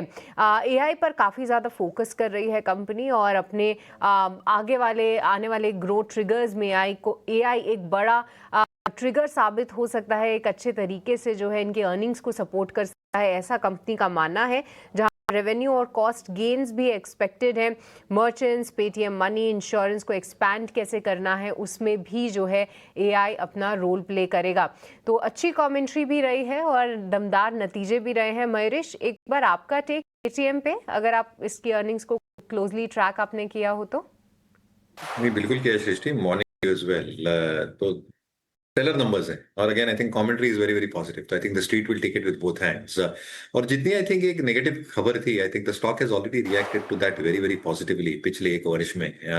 और काफी कुछ आई थिंक जो नेगेटिव सेंटिमेंट्स प्रिवेल हो रहे थे वो एक बाय एक रेजोल्यूशन होते जा रहे हैं। अभी आइडियली स्ट्रीट ये देखना चाहते हैं कि ये बिल्टअप कैसे करेंगे। तो I think if they are able to built up on the base that they have now created, सारे इश्यूज अब उनके एक रियरव्यू मिरर में निकल चुके हैं। अगर ये बेस बिल्डिंग कर पाते हैं Q3 Q4 में, तो कहीं ना कहीं जितनी प्राइस एक्शन हमने अभी देखी है वो शायद री रेटिंग में बदल जाए और शायद मोमेंटम और भी आ जाए स्टॉक में। तो मेरे हिसाब से stock will react very very positively two numbers, पर उसके बाद मुझे लगता है आई थिंक शायद एक कंसोलिडेशन फेज निकल जाए stock, looking forward for Q3 numbers. And जैसे मैं कह रहा था, अगर वो डिलीवर कर पाते हैं और कमेंट्री वैसे ही पॉजिटिव रहती है गोइंग फॉरवर्ड इज वेल, तो शायद मोमेंटम री रेटिंग स्टॉक में रह सकती है। ऑलराइट, तो चलिए street might take it with both hands, ये वर्डिक्ट आता हुआ मयूरेश की तरफ से। और देखिए प्री ओपन में 3% से ज़्यादा की तेजी के साथ पेटीएम शुरू होने के संकेत दे रहा है। देखते हैं किस तरीके का एक्शन होता है। पर चलिए बच चुके हैं और वक्त चला है जानने का आज के नवरत्न काउंटर्स। सीधे चलेंगे हमारे सहयोगी शेषा के पास, जो कि पूरी लिस्ट के साथ हमारे साथ अब जुड़ चुकी हैं। शेषा, बताइए कौन से हैं आज के नवरत्न काउंटर्स? सृष्टि, गुड मॉर्निंग। और आज के नवरत्न स्टॉक्स में सबसे पहले आरबीएल बैंक से शुरुआत करेंगे। याद रखिए ये डील ऑलरेडी हो चुके हैं और स्टॉक में आज के सत्र में काफ़ी एक्शन नज़र आएगा। इस ब्लॉक डील के चलते 3.4% इक्विटी का बड़ा सौदा, 1% की तेज़ी प्री ओपन में दिखी है। एनएम अपनी हिस्सेदारी करीब 3.5% की हिस्सेदारी बेचना चाहते हैं और सूत्रों शाम को ये डिटेल्स आती हुई नजर आएगी, लेकिन अभी के लिए ब्लॉक डील हो चुकी है तो आरबीएल बैंक में पॉजिटिव एक्शन यहाँ पर ऑलरेडी प्री ओपन में दिख चुका है। इसके अलावा हिंडाल्को की बात करते हैं, नोवेलिस नतीजे काफ़ी कमज़ोर थे, 5.5% की प्री ओपन में गिरावट, नतीजे कमज़ोर। उन्होंने बे मिनट कैपेसिटी एक्सपेंशन का जो कॉस्ट था उसे 22% से बढ़ाया है और $5 बिलियन का ये कैपेक्स होगा अब। तो ये नेगेटिव खबर स्ट्रीट ने नेगेटिवली रिएक्ट किया है, 5.5% की गिरावट यहाँ पर ऑलरेडी दिखी है। पेटीएम नतीजे काफ़ी अच्छे थे, नेट पेमेंट्स मार्जिन्स में काफ़ी अच्छी तेज़ी दिखी, 3.5% प्री ओपन में स्टॉक तेज़ी के साथ कारोबार करता हुआ, एबिटा मार्जिन्स अनुमान से बेहतर और इसके अलावा कंपनी के कॉस्ट भी कम होते हुए नजर आए। सन फार्मा के नतीजे लार्जली अनुमान के मुताबिक थे, इंडिया फॉर्मुलेशंस में तेज़ी दिखी लेकिन यूएस फॉर्मुलेशंस में करीब 4% की गिरावट यहाँ पर दिखी थी। बर्जर पेंट्स नतीजे कमज़ोर रहे हैं और मैनेजमेंट के एबिटा में काफ़ी गिरावट दिखी, 12.5% पे मार्जिन्स आए वर्सेस मैनेजमेंट की गाइडेंस जो 15 से 17% के बीच की थी। 1% की गिरावट यहाँ पर बर्जर पेंट्स में प्री ओपन में दिखी है। इंडियन होटल्स यहाँ पर भी नतीजे हल्की सी कमज़ोरी के साथ रिपोर्ट होते हुए नजर आए थे। होटल सेगमेंट की ग्रोथ 7% रही, नवंबर में मजबूत डिमांड की मैनेजमेंट ने गाइडेंस बताई है, लेकिन ऑल इन ऑल नतीजे कमज़ोर थे, 4% की गिरावट प्री ओपन में। लुपिन को अपनी पिथामपुर यूनिट 3 यूनिट के लिए EIR मिला है। सात्विक ग्रीन एनर्जी को करीब 300 करोड़ के नए ऑर्डर्स मिले हैं, तो बड़ी पॉजिटिव खबर सात्विक ग्रीन एनर्जी के लिए। और टैनफैक इंडस्ट्री 730 करोड़ के कंपनी को नए ऑर्डर्स मिले हैं, 7.5% की शानदार तेज़ी के साथ स्टॉक प्री ओपन में कारोबार करता हुआ। तो ये है 9 स्टॉक्स पर सबसे ज़्यादा एक्शन आज के सत्र में ऑलरेडी प्री ओपन में दिखा है और ब्लॉक डील के चलते आरबीएल बैंक में ऑलरेडी एक्शन नज़र आया है।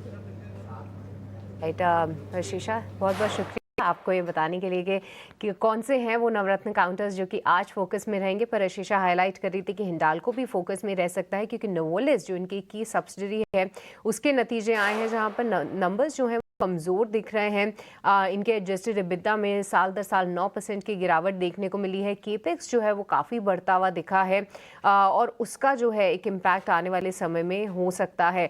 साथ ही साथ आग भी लगी थी और उसके चलते जो है इनके फाइनेंशियल्स पे उसका एक असर दिखेगा। आप देखिए प्री ओपन में लगभग 5% से भी ज़्यादा की गिरावट के संकेत हिंडाल्को में, बेहद ख़राब नतीजे आते हुए हिंडाल्को के नोवोलिस सब्सिडरी से। एक बार महेश आपका टेक इस पे कि कैसे देख रहे हैं आप हिंडाल्को को और क्या 5% थोड़ा ज़्यादा लग रहा है गिरावट और उसके इम्पैक्ट पे, या फिर जिस तरीके के खराब नंबर्स हैं इस % का कट जस्टिफाइड है? नहीं, तो Srishti I think numbers are now reflecting एक जो रिजल्ट्स आए हैं अब तक, और अभी देखना चाहिए कि फॉरवर्ड लुकिंग क्या होने वाला है। तो 2-3 चीजें ध्यान रखनी चाहिए। एक, आई थिंक जो ट्रम्प टैरिफ्स का इम्पैक्ट है उसका कितना असर पड़ जाता है ओवरऑल वॉल्यूम्स पे। दूसरा, एक अगर आप इंडस्ट्री क्लासिफिकेशन देखें जो नोवेलिस करती है इन टर्म्स ऑफ बेवरेज कैन्स हो या जो फ्यूचरिस्टिक लुकिंग सेगमेंट्स हैं, गाड़ियों का जो एल्यूमिनियम यूसेज बढ़ सकता है, एविएशन में जो यूज हो सकता है, ईवी बैटरीज के लिए जो काम आ सकते हैं, इसलिए I think futuristic looking segments में एक पॉजिटिविटी नजर आ रही है। But they will be forward looking, यानी वो किस तिमाही में कैसे आएंगे वो थोड़े एब्रप्ट हो सकते हैं in terms of volumes and realisations. Third, I think in terms of the capex itself, I think कोई नई कहानी नहीं है। आई थिंक जो केपेक्स प्लान्स नोवेलिस ने अनाउंस किए हैं even in the previous past, और जो net debt to EBITDA levels है नोवेलिस के और कंसोलिडेटेड बेसिस पे, यहाँ पे थोड़ी स्थिरता रहने की उम्मीद हम लगाए बैठे हैं। एंड एक्सपेक्टेशंस की जो एल्यूमिनियम प्राइसिंग है एलएमई पे, I think that should largely bottom out. And let's not forget core domestic operations है, यहाँ पे जो बैकवर्ड इंटीग्रेशन है आज एल्यूमिना को लेके, आज जो इनकी बॉक्साइट माइंस है उसको लेके, वो ऑफसेटिंग इफेक्ट जरूर करती है इन terms of margin performance on the standalone basis. So I think the worst is getting priced in my opinion. Q3, Q4 onwards, मुझे लगता है I think there should be some element of recovery at least in Novelis numbers. Obviously caveat यही रहेगा कि अगर tariffs continue होते हैं at that pace and velocity तो शायद Q3 Q4 के नंबर्स थोड़े वॉलेटाइल रह सकते हैं, बट कहीं ना कहीं I think worst probably Q2 के नंबर्स में at least for Novelis probably done with. Willis के नंबर के बाद हम देख रहे हैं कि प्राइस का टारगेट भी कट किए गए हैं और डाउनग्रेड भी आए हैं कई सारे ब्रोकरेजेस की तरफ। हिंडाल्को एक कमज़ोर आज हम शुरुआत होते हुए इसमें देखेंगे, लेकिन चलिए एक और एक्सपर्ट को जोड़ते हैं, फटाफट उनकी राय ले लेते हैं कि आज उनकी बाजार में पसंद क्या है। वत्सल भुआ हमारे साथ है। वत्सल जी, बहुत शुक्रिया आपका समय देने के लिए, स्वागत है आपके टी9 स्वदेश पर। वत्सल जी, आपके स्टॉक्स आज के लिए कौन से होंगे? 2 स्टॉक रहेंगे। सबसे पहले रहेगा मेरा अपोलो टायर्स। तो एक तो टायर सेगमेंट पूरा मुझे बहुत अच्छा लग रहा है। स्टॉक में हमें एक हॉरिजॉन्टल चैनल पैटर्न ब्रेकआउट देखने को मिला है। स्टॉक जब तक 500 के ऊपर सस्टेन कर रहा है तब तक स्टॉक में पॉजिटिविटी बरकरार रह सकती है। स्टॉक को बाय किया जा सकता है बिटवीन 518 टू 522, ये एक लेवल रहेंगे बाइंग के। 499 पे एक स्टॉप लॉस रख के चला जा सकता है। स्टॉक में जो टारगेट मैं एक्सपेक्ट कर रहा हूँ वो 560 के टारगेट एक्सपेक्ट कर रहा हूँ। अगर दूसरे स्टॉक की बात करें तो दूसरा स्टॉक एक रहेगा इंडस टावर। तो स्टॉक में हमें एक हिडन डाइवर्जेंस के साथ एक ब्रेकआउट देखने को मिला है। हालांकि ब्रेकआउट ऊपर की ओर सस्टेन नहीं कर पाया क्योंकि मार्केट सेंटिमेंट ने सपोर्ट नहीं किया था, पर फिर भी अगर मैं चार्ट स्ट्रक्चर की बात करूं तो चार्ट स्ट्रक्चर पॉजिटिव है। तो ये एक मिड टर्म, एक थोड़ी लंबी अवधि के लिए कॉल रहेगा। टारगेट भी बड़ा रहेगा, स्टॉप लॉस भी बड़ा रहेगा। तो 387 से 392 के बीच में बाय करने को रहेगा। 378 का एक एसएल रख सकते हैं आप, और ऊपर की ओर जो टारगेट मैं एक्सपेक्ट कर रहा हूँ वो 423 के टारगेट एक्सपेक्ट करके आप चल सकते हैं स्टॉक। ठीक है, ये 2 शेयरों पर राय होगी वत्सल जी की। इंडस टावर के लिए 423 के टारगेट होंगे, 378 रुपये का आपको स्टॉप लॉस लगा के चलना है। चलिए 45 सेकंड रह गए हैं बाजार खुलने में और चलते हैं जरा ओपनिंग की तरफ, देखते हैं कि आज क्या होता है बाजार में एक्शन। वैसे शुरुआत गिफ्ट निफ्टी से थोड़े पॉजिटिव मिल रहे थे, लेकिन ये क्या ना कि 2 दिन का एडजस्टमेंट है। अगर आप ग्लोबल मार्केट से अगर भारतीय बाजार को अलाइन करके देखेंगे तो निफ्टी हल्की सी कमजोरी पर शुरुआत के संकेत दे रहा है, करीब 11-12 अंक नीचे खुलेगा। निफ्टी बैंक की बात करें तो मंगलवार की गिरावट के बाद आज फिर से थोड़ी कमजोरी बढ़ेगी और 100 अंकों के आसपास की नरमी पर निफ्टी बैंक की शुरुआत होगी। 57,700 के लेवल आपको दिखाई देंगे। आज जहां पर बड़ी गिरावट हो रही है, हिंडाल्को 5% की कमजोरी खुलेगा क्योंकि नोवेलिस जो इनकी सब्सिडरी है यूएस वाली, उनके नंबर्स कमजोर आए और उसके बाद ब्रोकरेज ने टारगेट घटाए हैं हिंडाल्को के भी। 5% ये खुलेगा। ग्रासिम नतीजों के बाद करीब 3-3.5% नीचे खुलने जा रहा है। चलिए शुरुआत बस बाजार की होने ही वाली है और निफ्टी की जो शुरुआत हुई है 11 अंक नीचे। निफ्टी बैंक कमजोर खुल के हरे निशान में लौटने की कोशिश, करीब 15 अंक ऊपर आपको निफ्टी बैंक दिखाई देगा। अब 80 अंकों के आसपास की तेजी निफ्टी के लेवल से एक बार जरा आप लेके आइएगा स्क्रीन पर, क्योंकि निफ्टी आई थिंक कि चेंज नहीं हो रहा है। एक बार जरा चेक कीजिए इसको, क्योंकि निफ्टी अभी हरे निशान में आ गया है। करीब 40 अंकों के आसपास की तेजी है निफ्टी में। एग्जैक्टली अब ये देखिए आपको लेवल ये अब अपडेट होने शुरू हो गए हैं। तो निफ्टी बैंक दोनों ने हरे निशान में वापसी कर ली है। 40 अंकों पर निफ्टी है। निफ्टी बैंक की बात करें तो 90 अंकों के आसपास की तेजी हम निफ्टी बैंक में देखते हैं। सेंसेक्स करीब 300 अंकों पर सेंसेक्स आप कारोबार होते हुए देखेंगे। एडवांस डिक्लाइन का रेशियो फिलहाल बेहतर है, करीब 1080 शेयर मजबूत हैं। 774 शेयर हम देख रहे हैं कि गिरावट के साथ कर रहे हैं कारोबार। बड़ी तेजी कहां पर है? एशियन पेंट्स करीब 4% ऊपर कारोबार करता हुआ दिखाई देगा आपको। M&M में करीब 1.5% के आसपास की तेजी है। M&M ने RBL बैंक में अपनी हिस्सेदारी बेची है। RIL से बड़ा बढ़िया सपोर्ट है बाजार को, 1% ऊपर RIL का शेयर आपको कारोबार करता हुआ दिखाई देगा। तो यहाँ से एक वेटेज वाला भी एक खेल होता है। SBI नए हाइस पर ये शेयर होना चाहिए। अब 1% के आसपास की तेजी हम SBI के शेयर में देख रहे हैं। इसके अलावा जो शेयर बाजार को मजबूती दे रहे हैं, वेटेज जिनका बड़ा है, हम देख रहे हैं कि LNT में करीब 0.25% के आसपास की तेजी पर कारोबार हो रहा है और ऑटो में हीरो मोटो में अच्छी तेजी है। इन्फोसिस भी करीब 0.25% ऊपर आपको दिखेगा। लेकिन ग्रासिम के मार्जिन में हमने कमी देखी थी और मार्जिन के अलावा जो चीज़ नेगेटिव जा रही है ग्रासिम के लिए, अब चूंकि इसमें ना पेंट वाला भी कारोबार है, ये प्योर सीमेंट कंपनी तो है नहीं। ग्रासिम में बिरला ओपस जो इनका पेंट डिवीजन है, उसके CEO ने इस्तीफा दे दिया है और खबरें आ रही हैं कि वो ब्रिटानिया शायद ज्वाइन करेंगे। तो थोड़ा नेगेटिव है कंपनी के लिए, क्योंकि अभी तो ये इनिशियल फेज में कंपनी है, आगे के प्लान्स थोड़े से इंपैक्टेड हो सकते हैं। 3% की गिरावट इसमें है। हिंडाल्को में 6% के आसपास की भारी गिरावट हिंडाल्को में है। इटर्नल लगातार कमजोर हो रहा है, 1.5% की गिरावट आज फिर से हम इटर्नल के शेयर में देख रहे हैं और लगातार कमजोर हो रहा है इटर्नल। पावर ग्रिड में नंबर्स इसके कमजोर आए थे हर फ्रंट पर और आज फिर से हम देख रहे हैं कि गिरावट का शिकार हो रहा है। मंगलवार को भी शेयर टूटा था, आज फिर से कमजोर है। श्रीराम फाइनेंस चला था ये शेयर, ये आज थोड़ी थोड़ी प्रॉफिट टेकिंग हो रही है। बजाज फाइनेंस भी 1% के आसपास की नरवी पर कारोबार हो रहा है। अपोलो हॉस्पिटल के आज नंबर आएंगे। अपोलो हॉस्पिटल आपको थोड़ी सी नरवी पर कारोबार करता हुआ दिखाई देगा, लेकिन ब्रिटानिया के सॉलिड और हमने देखा कि मार्जिन बहुत अच्छे आए थे, 4% ऊपर ये ब्रिटानिया आपको कारोबार करता हुआ दिखाई देगा। इसके अलावा एस्ट्रल के नंबर आए, नतीजों के दम पर एस्ट्रल में तेजी हो रही है 3% की, पेटीएम करीब 3% ऊपर है। इंडिगो के नंबर थोड़े से वीक तो आए थे और ब्रोकरेजेस ने इसके टारगेट भी घटाए थे, लेकिन इंडिगो फिर भी हम देख रहे हैं कि करीब 2.5% ऊपर ये कारोबार करता हुआ आपको दिखाई देगा। ये थोड़ा सा सरप्राइजिंग लग रहा है। RBL bank block deal discount पर हुई, बावजूद उसके हम देख रहे हैं कि शेयर ये ऊपर आ रहा है, करीब 1.5% आपको ऊपर कारोबार करता हुआ दिखाई देगा। अशोक लेलैंड में 1.5% के आसपास की तेजी है। तो ये कुछ शेयर हैं जहां पर अच्छी मजबूती दिख रही है। निफ्टी है करीब 50 अंकों पर और निफ्टी बैंक की बात करें तो उसमें भी करीब 70 अंकों के आसपास की तेजी है। बड़े मूवर्स आज के जो हीरो ओपनिंग के हैं और जो एक्सीडेंट्स हैं, जरा उनकी बातचीत कर लेते हैं। सीसीएल प्रोडक्ट 9.5% ऊपर ये शेयर आपको दिखाई देगा। गुजरात पीपावाव करीब 8-8.5% की तेजी। रेडिंगटन जो कि एप्पल के रीसेलर हैं, एक बढ़िया हमने रफ्तार देखी है शेयर में, आज फिर से करीब 7% ऊपर ये शेयर कारोबार कर रहा है। शिपिंग कॉर्पोरेशन में भी अच्छी तेजी है, 4.5% ऊपर आपको ये शेयर दिखाई देगा। ब्लू स्टार थोड़ी नरमी हमने देखी थी मंगलवार के सत्र में, आज 4.5% का बढ़िया अपमूव शेयर में दिखेगा। तो ये कुछ है जहां पर जोरदार तेजी है। निश्चित तौर पर ओपनिंग का खिलाड़ी सीसीएल प्रोडक्ट करीब 10% ऊपर ये शेयर आपको दिखाई देगा। लेकिन जो शेयर बिकवाली के शिकार हो रहे हैं, आप उसमें देखिए सोलारा एक्टिव करीब 9% नीचे, डिशमन कार्बोजेन में करीब 7% की गिरावट है। एफडीसी ये कंपनी करीब 7% नीचे है, इलेक्ट्रॉल बनाने वाली कंपनी है ये। हिंडाल्को नोवेलिस के नंबर के चलते करीब 6% टूट गया है आज के सत्र में ये। आदित्य बिरला फैशन रिटेल में करीब 4% की गिरावट है। शीला फोम जो कि स्लीपवेल नाम से अपने मैट्रेसेस बेचती है, तमाम प्रोडक्ट्स बेचती है, करीब 4% नीचे ये दिखाई देगा।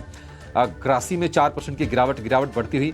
बीईएमएल नंबर के बाद हम देख रहे हैं कि बीईएमएल के शेयर में बढ़ रही है, 0.25% नीचे आपको ये दिखाई देगा। जायडस वेलनेस के नंबर्स कमजोर है, कंपनी घाटे में आ गई है, 3% की गिरावट आपको जायडस वेलनेस के शेयर में दिखाई देगी। लेकिन ओवरऑल बाजार में हम थोड़ी सी मजबूती देख रहे हैं, 65-70 अंक ऊपर निफ्टी आपको कारोबार करता हुआ दिखाई देगा।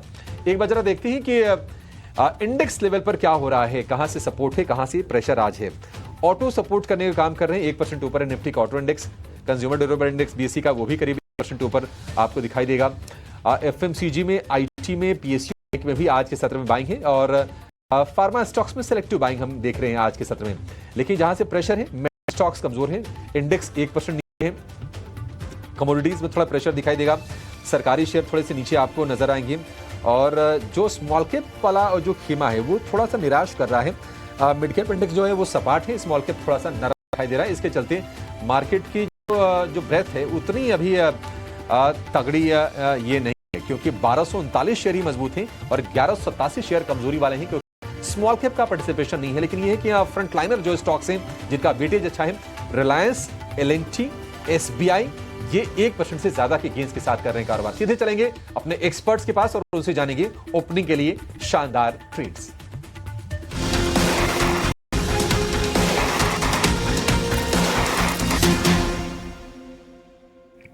तो बाजार की शुरुआत इस वक्त हमारे स्क्रीन पर है। इंडेक्स में मजबूती है, लेकिन फिर भी बाजार को थोड़ा सेट होने देंगे। इस वक्त अगर आप देखेंगे 25,675 के स्तर पर करीब 77 अंकों की मजबूती पर निफ्टी खड़ा है। बैंक निफ्टी में भी अब पिछले ट्रेडिंग सेशन से इस ट्रेडिंग सेशन में इंडेक्स की तस्वीर बेहतर नजर आ रही है।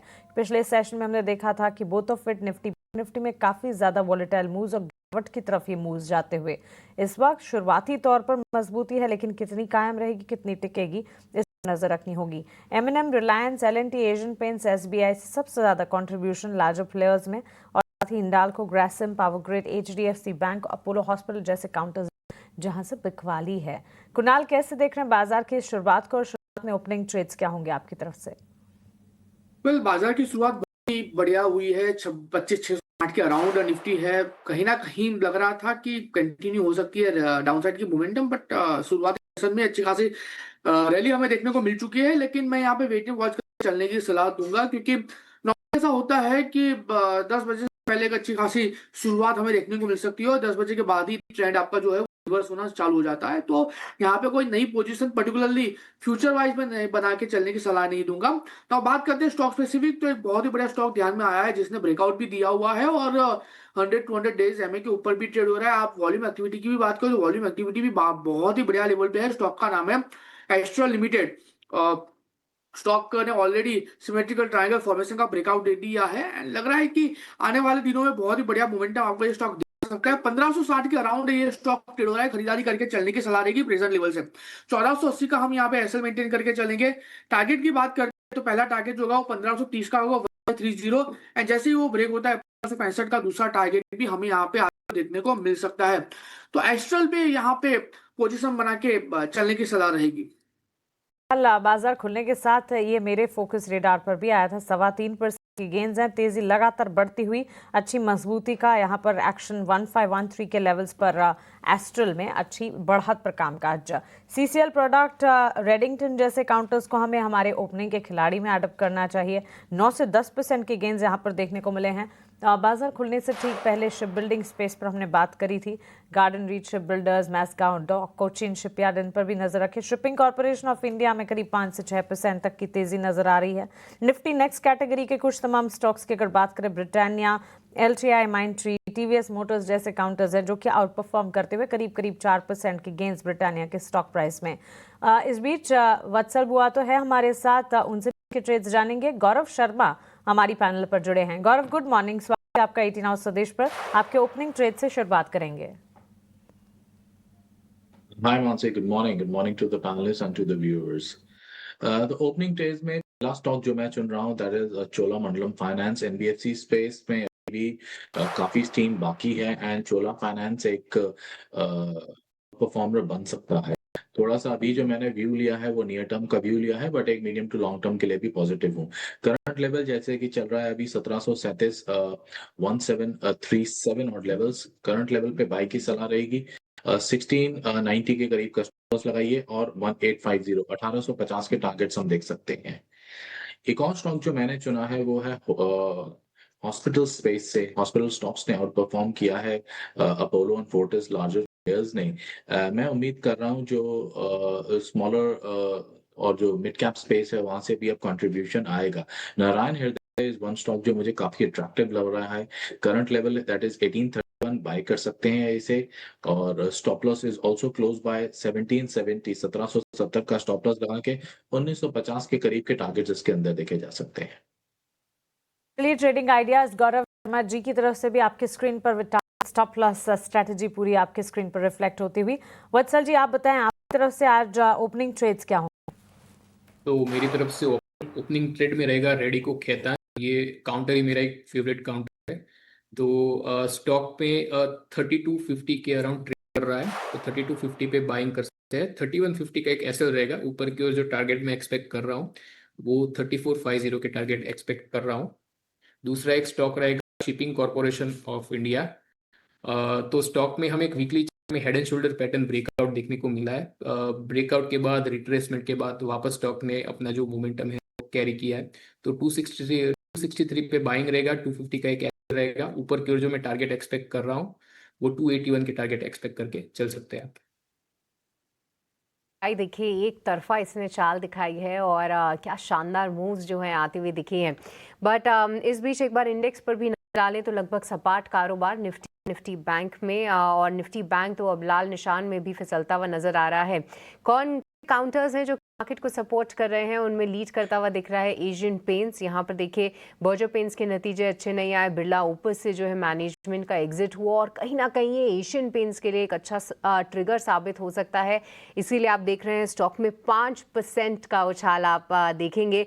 M&M के नंबर्स हमने आपको बताए ही थे कि कितने शानदार नतीजे आए हैं, मार्जिन में कितना अच्छा परफॉर्मेंस है। और मार्केट के दौरान ही जब हमने मैनेजमेंट से बात की थी तो उन्होंने गाइडेंस बढ़ा दी थी, उसके चलते 2% का उछाल यहाँ पे। और आज रिलायंस भी सपोर्ट कर रहा 1.3% की तेज़ी आप रिलायंस में देखेंगे, तो ये हैवी वेट रिलायंस के मूव्स को ट्रैक करना बहुत इंटरेस्टिंग होगा। हिंडाल्को, ग्रासिम, पावर ग्रिड, ये तमाम काउंटर्स हैं जहां पर वीकनेस अभी भी बरकरार है। पर गौरव, एटर्नल पर भी अपनी राय दीजिए, क्योंकि मैं देख ही रही थी कि लगातार इस काउंटर में वीकनेस है, पर आज जो है कई सारी ब्लॉक डील्स भी हुई हैं। आमतौर पे ब्लॉक डील्स जब होती हैं, कहीं ना कहीं कुछ बायर्स एंटर करते हैं। कई बार ऐसा होता है कि जो सेलिंग है वो थोड़ी सी कंट्रोल्ड और अरेस्ट होती हुई नजर आए। क्या आपको लगता है एटर्नल में 300 के आसपास जो है ऐसे कुछ मौके बन सकते हैं?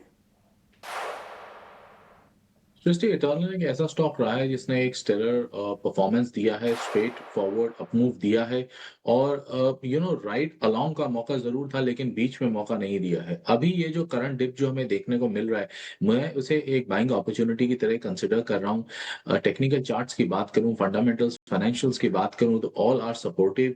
यहाँ से अगर कोई भी फर्दर डिक्लाइन होता है, करंटली 300 के आंकड़े के आसपास ये स्टॉक चल रहा है, अगर मुझे ये 290 या उसके लेवल के आसपास दिखता है, तो I think Eternal with medium to long term perspective काफी अच्छी बेट बन जाएगा और उस टाइम पे एक शॉर्ट टर्म ट्रेडिंग के लिए भी उसे कंसिडर किया जा सकता है। तो देयरफॉर बाय ऑन डिप्स की सलाह रहेगी स्टॉक में।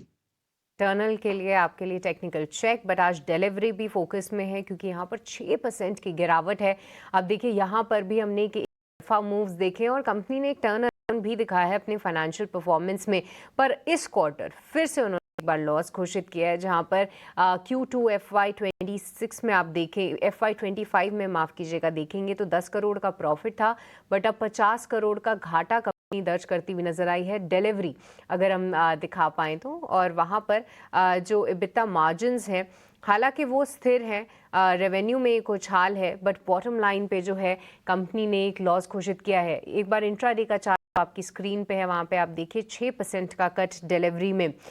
एक बार कुणाल, आपकी राय, डिलीवरी कैसे देख रहे हैं आप? क्योंकि कहीं ना कहीं ये स्टॉक अपने हाईस के आसपास ही है, 480 का हाई था, 560 के आसपास ट्रेड कर रहा है, तो बहुत वीकनेस तो नहीं बोलेंगे, परसेंटेज के लिहाज से आज एक शार्प रिएक्शन ज़रूर है, बट क्या आपको लगता है कि यहाँ पर कोई बाइंग के मौके हैं आगे चल के, जो है फिर से स्टॉक में स्ट्रेंथ बरकरार लग रही है? वेल, व्यू फिलहाल साइडवेज का है। 456 के अराउंड स्टॉक ट्रेड हो रहा है और आज के दिन में जो लो बनाया है 443 एग्जैक्टली वहीं पे बनाया है जहां पे 100 डेज मूविंग एवरेज का सपोर्ट है। सो अगर आज के दिन में यहीं पे क्लोज आता है तो फिर आने वाले दिनों में हमें एक बाउंस बैक देखने को मिल सकता है और बाउंस बैक वापस आपको ऊपरी लेवल पे देखने को मिलेगा जहां पे उसने रिसेंटली हाई बनाया है 490, और 490 ब्रेक होगा तो फिर 540 तक के भी लेवल आपको ये स्टॉक दिखा सकता है। तो आज ये जो वॉलेटिलिटी यहाँ पे इंक्रीज होते हुए हमें देखने को मिली है, उसको सेटल डाउन होने के लिए 1-2 दिन का टाइम हमें देना पड़ेगा। अगर आज ये प्रेजेंट लेवल पे ही क्लोज देता है, 443 का जो सपोर्ट है अगर वो स्टॉक ले लेता है तो बाउंस बैक का एक्सपेक्टेशन हम स्टॉक में रख सकते हैं।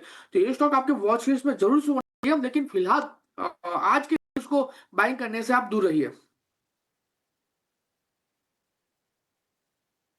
डिलीवरी थोड़े नंबर वीक आए हैं, हालांकि चला था ये मंगलवार को शेयर, लेकिन आज ये गिरावट के साथ कर रहा है ट्रेड। एक और शेयर जो थोड़ा सा ना ट्रेडर का इंटरेस्ट ज़्यादा रहता है, थोड़ा फैंसी स्टॉक है बाजार का, और वही इटर्नल। करीब 2% के आसपास की गिरावट इटर्नल के शेयर में हम देख रहे हैं और भाव गिर के फिर से 300 रुपये की तरफ ये बढ़ रहा है। ये ऊपरी स्तर से जो गिरावट है लगभग 16-17% के आसपास की हो गई है, तो इस पर हम नज़र रखेंगे और आगे कोई गिरावट इसमें और बढ़ती है तो इस पर हम व्यू भी लेंगे। लेकिन HDFC बैंक करीब 1% की गिरावट और 1000 रुपये के नीचे जाने के बाद अब ये शेयर फिर से थोड़ी बिकवाली का शिकार हो रहा है। गौरव जी, क्या राय होगी HDFC बैंक को लेकर? क्या बाय ऑन डिप्स करना है या फिर अभी इसको अवॉइड करें? हाय Abhishek ji, good morning.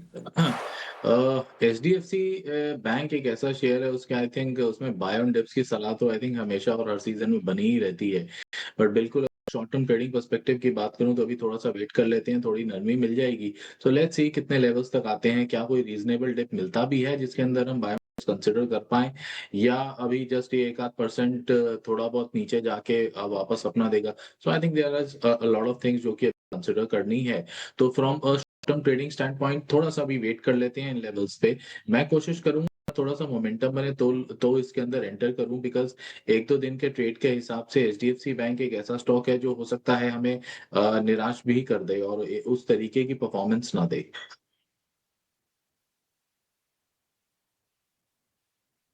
HDFC bank को लेकर ये व्यू, लेकिन एमएनएम की तरफ से ये अच्छा एजेंसीज के थ्रू आया है कि एमएनएम ने आरबीएल बैंक में अपनी पूरी 3.5% हिस्सेदारी अब बेच के उन्होंने एग्जिट ले लिया है। 2 साल पहले उन्होंने इसमें निवेश किया था। 678 करोड़ रुपए में आरबीएल बैंक में पूरी हिस्सेदारी इन्होंने बेची है। तो तौर पर एक बढ़िया निवेश पर गेन भी हुआ होगा एमएनएम को। लेकिन एक शेयर आज बड़ा तगड़ा बाउंस दिखा रहा है और लगातार हम देख रहे हैं कि बिकवाली का शिकार हो रहा था, और वो शेयर है रेडिंगटन। 10% ऊपर आपको कारोबार करता हुआ दिखाई देगा। एप्पल की ये रीसेलर कंपनी है। रेडिंगटन, वत्सल जी, मान के चलें आज की ये तेजी क्या संकेत दे रही है? जो गिरावट का दौर था, क्या वो खत्म हो गया? जी, अगर मैं बात करूं, चार्ट की बात करूं, तो स्टॉक एक डिमांड जोन पे हमें ये एक ब्रेकआउट देखने को मिला है, पर हालांकि स्टॉक बहुत ही वॉलेटाइल है। एक कंटिन्यूअस एक डाउनवर्ड्स कंसोलिडेशन में स्टॉक चल रहा था और वहां से हमें एक ब्रेकआउट देखने को मिला है। तो पर मेरा मानना ये है कि अगर स्टॉक 290 के लेवल्स के ऊपर सस्टेन करता है, तभी हमें इसमें कोई एक लॉन्ग टर्म बुलिश व्यू का जो नजरिया है वो बनाना चाहिए। फिलहाल स्टॉक बहुत वॉलेटाइल है, तो 290 के लेवल्स वॉच करने को रहेंगे। स्टॉक का एक सपोर्ट बन रहा है 264 के लेवल के ऊपर। रेडिंगटन पर ये टेक इस वक्त में मिलता हुआ काफी बढ़िया बढ़ा दिन की शुरुआत जब खुले तब ऑलमोस्ट 7% गेन्स थे। एज बी स्पीक 11% की बढ़त के साथ यहाँ पर कामकाज देखने को मिल रहा है। इसके अलावा भी स्टॉक वाइज अगर आप देखेंगे कई सारे पॉकेट्स हैं। सेक्टर स्पेसिफिक बाजार की चाल पर भी एक नज़र होनी चाहिए।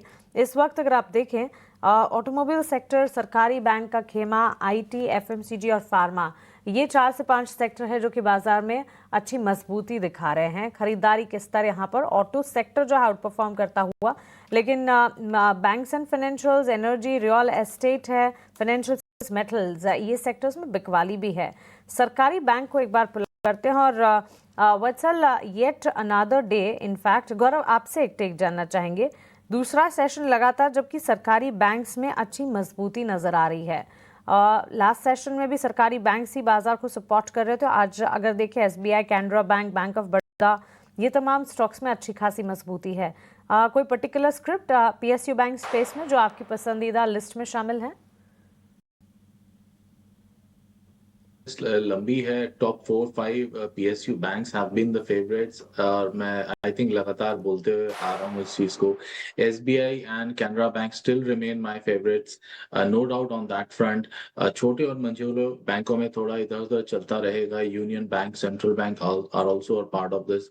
मिड कैप स्पेस में देखें तो बैंक ऑफ इंडिया को कंसिडर किया जा सकता है। ओवरऑल जिस टाइप का अब इनका बैलेंस शीट हो गया है, जिस टाइप से इनके बुक्स अब क्लीन हो गए हैं, और आगे के क्वार्टर्स में जिस तरीके से हम एक्सपेक्टेशन लगा रहे हैं एनबीएफसी और बैंकिंग स्पेस में, I think PSU banks outshine अपना करते रहेंगे। उन्होंने प्रीवियस क्वार्टर 2-3 महीने में भी आउट परफॉर्म किया है, और मैं आउट परफॉर्म गोइंग फॉरवर्ड आने वाले 1 से 2 क्वार्टर्स और कंटिन्यू होते हुए देख रहा हूँ। पीएसयू बैंक अट्रैक्टिव है, अट्रैक्टिव नजर आता है। यहाँ से फर्दर आप भी इसी तरह का कॉन्फिडेंस जो है सेक्टर के लिए एटलीस्ट है।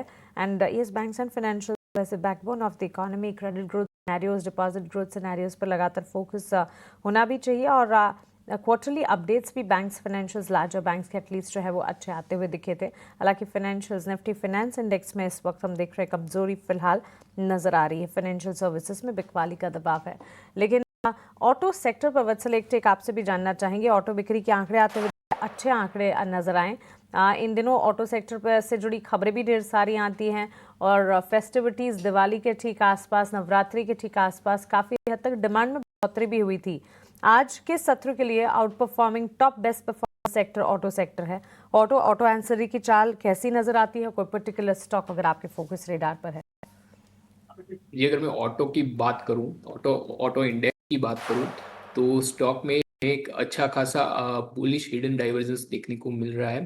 तो ये इंडिकेट करता है कि स्टॉक में एक बढ़त, एक ट्रेंड के बाद, एक माइल्ड करेक्शन, कंसोलिडेशन मोड के बाद हमें वापस से एक तेजी का एक जो ट्रेंड है वो देखने को मिल सकता है।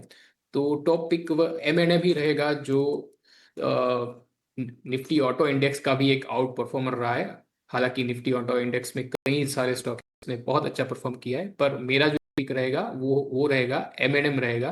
तो एमएनएम को आप बाय कर सकते हो 37 3670 के लेवल्स के ऊपर, क्योंकि 3670 पे उसका एक रेजिस्टेंस बन रहा है। 4000 के टारगेट की एक लंबे अवधि के लिए रहेगा। 4000 के टारगेट के लिए बाय कर सकते हो। नीचे एक स्टॉप लॉस रख के चल सकते हो 3500 का। चलिए 3500 का स्टॉप लॉस आप ज़रूर बना के चलिए एमएनएम में, क्योंकि देखिए जो एक्साइटिंग न्यूज़ फ्लो है वो एमएनएम में हमने हाल फिलहाल ज़रूर देखी है। नतीजे थे और अब आरबीएल बैंक में उन्होंने अपना स्टेक सेल भी किया है, तो उसके चलते एमएनएम ऑटो पैक में बस तो कर रहा है और साथ ही साथ यहाँ पर जो टेक्निकल आउटलुक है वो भी फिलहाल पॉजिटिव ही है। बट 3500 का स्टॉप लॉस सुझा रहे हैं वत्सल। बट कुछ और काउंटर्स पर एक बार नज़र ज़रूर डालेंगे। आप देखिए धीरे धीरे कर अब एस्ट्रल में 4-4.5% की तेज़ी हो गई है। इंडिगो में लगभग 3% से ज़्यादा की तेज़ी हुई है। पर इंडिगो के नंबर्स आप देखिए, इस बार से फॉरेक्स से रिलेटेड इनका लॉस था, उसको अगर आप एडजस्ट करें तो नंबर्स अच्छे ही आते हुए दिखे और कंपनी ने अपनी ग्रोथ गाइडेंस बढ़ाई है, वो सबसे बड़ा ट्रिगर साबित हुआ है इंटरग्लोब एविएशन के लिए। और आमतौर सी बात है, देखिए अब जब दिसंबर का क्वार्टर लगेगा, इसमें कई सारी छुट्टियां होंगी, कई सारा वेडिंग सीजन होगा, उसके चलते जो है डिमांड तो रहेगी और इंडिगो अपनी लीडरशिप पोजीशन बरकरार रहेगा, ऐसा भरोसा ब्रोकरेजेस का भी बरकरार है। और इलारा ने तो अपने लक्ष्य भी बढ़ाए हैं, 7000 के ऊपर के टारगेट्स दे रहे हैं और उसको लेकर 3% से ज़्यादा की तेज़ी आप देखेंगे इंटरग्लोब एविएशन में। बट आज रिलायंस जो है कहीं ना कहीं सपोर्ट कर रहा है एटलीस्ट निफ्टी को। देखिए निफ्टी बैंक में वीकनेस है, वहाँ पर हैवी वेट एचडीएफसी बैंक में देख रही थी डे लो के आसपास है और निफ्टी का हैवी वेट रिलायंस आप देखिए डे हाई के आसपास है। गौरव, दोनों ही दिग्गजों पे एक बार अब अपनी राय दे दीजिए। देखिए कहीं ना कहीं ये इंडेक्स मैनेजमेंट आज बहुत अच्छा होते हुए हम देख रहे हैं कि निफ्टी में रिलायंस जो है वो ऊपर जा रहा है, हालांकि कोई फिलहाल न्यूज़ ट्रिगर है नहीं, और एचडीएफसी बैंक जो है निफ्टी बैंक में वीक हो रहा है। दोनों पे ही क्या टेक हैं आपके? सृष्टि, एचडीएफसी बैंक में सपोर्ट्स नजदीक ही हैं। 970-71 के अराउंड पे 100 पीरियड का एक्सपोनेंशियल मूविंग एवरेज आता है, जो रीसेंट राइज हुआ है फ्रॉम 940 टू 1020 ऑड लेवल्स, उसका भी एक फिबोनाची रिट्रेसमेंट के हिसाब से सपोर्ट्स नजदीक आते हैं। तो कुछ बहुत ज्यादा गिरावट यहाँ नजर नहीं आ रही है। इट इज मोर लाइकली कि 970 से 990 की रेंज में कुछ कंसोलिडेट करेगा ये स्टॉक। जहां तक रिलायंस की बात है तो आज का मूव काफी अच्छा है, वेलकम मूव है। पिछले 2-3 दिन से लगातार साइडवेज टू नेगेटिव बायस के साथ ट्रेड कर रहा था in line with broader market. आज के दिन में एक शानदार अप मूव दिया है, क्लियरली आउट परफॉर्म कर रहा है। 1500 का लेवल एज वी स्पीक बस ब्रीच ही होने वाला है। तो I think there is more steam left in Reliance और 1520 से 1540 की तरफ दोबारा ये स्टॉक अग्रसर होगा। एक छोटा स्टॉप लॉस लगा के ट्रेडिंग पोजीशन बनाई जा सकती है 1475 के स्टॉक के साथ। ऑलराइट, तो एक ट्रेडिंग पोजीशन रिलायंस में बना सकते हैं। और एचडीएफसी बैंक में एक बार फिर से आपके लिए राय, कुछ समय पहले शायद अभिषेक ने भी इस पे एक ओपिनियन दिया था। बट इंडियन होटल्स, यहाँ पर भी नतीजे आए हैं, नतीजे कमज़ोर रहे थे, इसीलिए वजह है कि स्टॉक में आप लगभग 2.25% की गिरावट देखेंगे। बट इसी के साथ जो मैनेजमेंट की कमेंट्री है वो पॉजिटिव साइड है, आगे चल के ग्रोथ आउटलुक जो है वो पॉजिटिव ही रहे हैं। स्टॉक हल्का रिकवर हुआ है नीचे से, पर वत्सल क्या मायने हैं इसके? अगर मैं पिछले 1-1.5 महीने का चार्ट देखूं या फिर देख लीजिए अगर मैं 6 महीने का भी चार्ट देखूं, तो वत्सल कई बार ये स्टॉक ने 700 से 720 के बीच में सपोर्ट लिया है। क्या इस बार भी हम सिमिलर मूव और सिमिलर सपोर्ट लेते हुए देखेंगे इसे? तो उस चीज के लिए आज के क्लोजिंग पे नजर रखनी चाहिए। अगर डेली चार्ट की बात करूँ तो स्टॉक में हमें एक कंसोलिडेशन ब्रेकडाउन देखने को मिल रहा है इस न्यूज की वजह से। तो आज का क्लोजिंग जानना बहुत ही इंपॉर्टेंट रहेगा। स्टॉक ने हालांकि अपने सपोर्ट की थोड़े ऊपर आज थोड़ी बाइंग दिख रही है, पर अभी पूरा सेशन बाकी है, अभी तो सेशन की सिर्फ शुरुआत हुई है। तो आज का सेशन बहुत ही क्रूशियल रहेगा। अगर स्टॉक सस्टेन कर रहा है 710 के लेवल के ऊपर, तो हमें वापस एक थोड़ी रिकवरी देखने को मिल सकती है। पर एक बुलिश आउटलुक स्टॉक का तभी बन पाएगा जब स्टॉक क्लोजिंग देगा 750 के लेवल्स के ऊपर। तब तक जितना भी जो भी राइज मिले उसको एक रिकवरी के तौर पे ही देखना चाहिए स्टॉक में।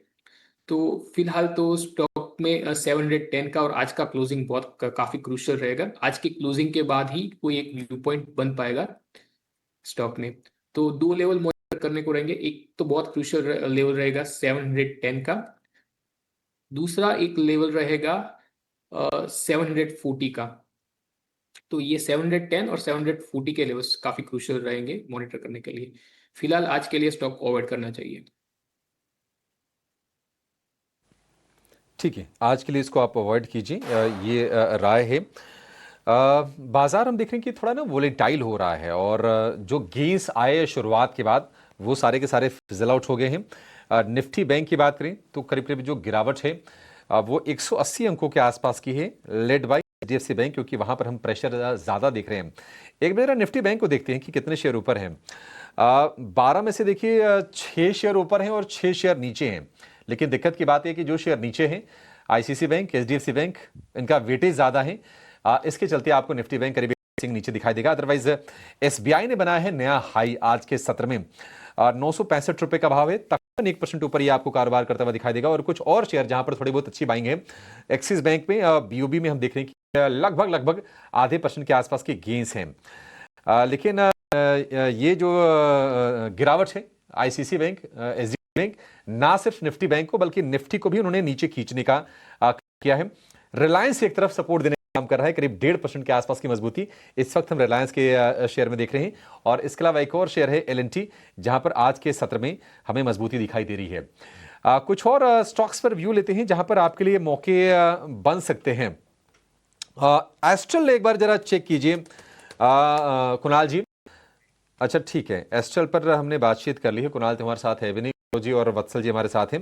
एस्ट्रल बस 5.5% ऊपर ये है, नंबर्स इसके अच्छे आए थे और नंबर के बाद इसमें स्ट्रेंथ दिखाई दे रही है। ए लीटर वाला शेयर छोड़ते हैं, बी लीटर वाले की बात करते हैं। ब्लू स्टार में आज तेजी ठीक ठाक है, करीब 3% ऊपर ये शेयर आपको दिखाई देगा। गौरव जी, ब्लू स्टार क्या राय होगी? ब्लू डार्ट नहीं, ब्लू स्टार लेकर आइए। ब्लू स्टार की बात कर रहे हैं, एसी वाली कंपनी, येलो वाली कंपनी है ये। गौरव जी, क्या करें ब्लू स्टार में? अभिषेक जी, गर्मियों के माहौल में तो चले नहीं है। अब जब सर्दियां आ रही हैं तो एसी के शेयर में चाल बन रही है। तो नेवरदलेस बीटन डाउन स्टॉक है, अंडर परफॉर्मर रहा है और अब एक ब्रेकआउट के नजदीक है। इंप्रेसिव फॉर्मेशन है, थोड़ा सा वेट करूंगा यहाँ पे। एक बार the breakout point is close to 2035, उसके करीब एक बार निकलता है। उसने हाई में एक बार कोशिश जरूर की, तो एक प्रीएम्प्ट किया जा सकता है, थोड़ी क्वांटिटी यहाँ पे ले सकते हैं और 2035 के सरपास करता है तो ऐड करना चाहिए। और थोड़ा सा लंबी अवधि का अगर हम व्यू रख लें तो इसके अंदर 2250 के टारगेट पॉसिबल है। Stop loss should be place somewhere around 1890। Yes, overall chart structure is positive. Chart structure positive है ब्लू स्टार के लिए। टारगेट स्टॉप लॉस आपको बता दिए हैं गौरव जी। एक बार सिटी यूनियन बैंक का चार्ट आप लेकर आइए स्क्रीन पर। हालांकि छोटे साइज का बैंक है, 20,000 करोड़ रुपए के आसपास का मार्केट कैप होगा, लेकिन रिकॉर्ड हाइस पर जाके सिटी यूनियन बैंक कारोबार कर रहा है। और हमने ये भी देखा है कि पिछला महीना बड़ा अच्छा गुजरा है सिटी यूनियन बैंक के लिए। लगभग 20% के आसपास के रिटर्न्स होने चाहिए। हाँ, 19% के आसपास के रिटर्न्स सिटी यूनियन बैंक ने जनरेट करके दिए हैं। और इसके जो क्वार्टरली जो नंबर्स आए थे वो काफी ज्यादा स्ट्रांग आए थे। सितंबर तिमाही के जो नतीजे आए थे। वत्सल जी, सिटी यूनियन बैंक, क्या यहां से भी आप तेजी देख रहे हैं शेयर में और फ्रेश पोजीशन ले, या फिर जिनके पास हो बस अपना स्टॉप लॉस लगा के शेयर में बने रहें? अजी, अगर मैं सिटी यूनियन बैंक की बात करूं तो स्टॉक हमें एक कंसोलिडेशन ब्रेकआउट देखने को मिला है। एक वॉल्यूम के साथ, मतलब ब्रॉडर पार्टिसिपेशन के साथ स्टॉक में हमें एक ब्रेकआउट देखने को मिला है।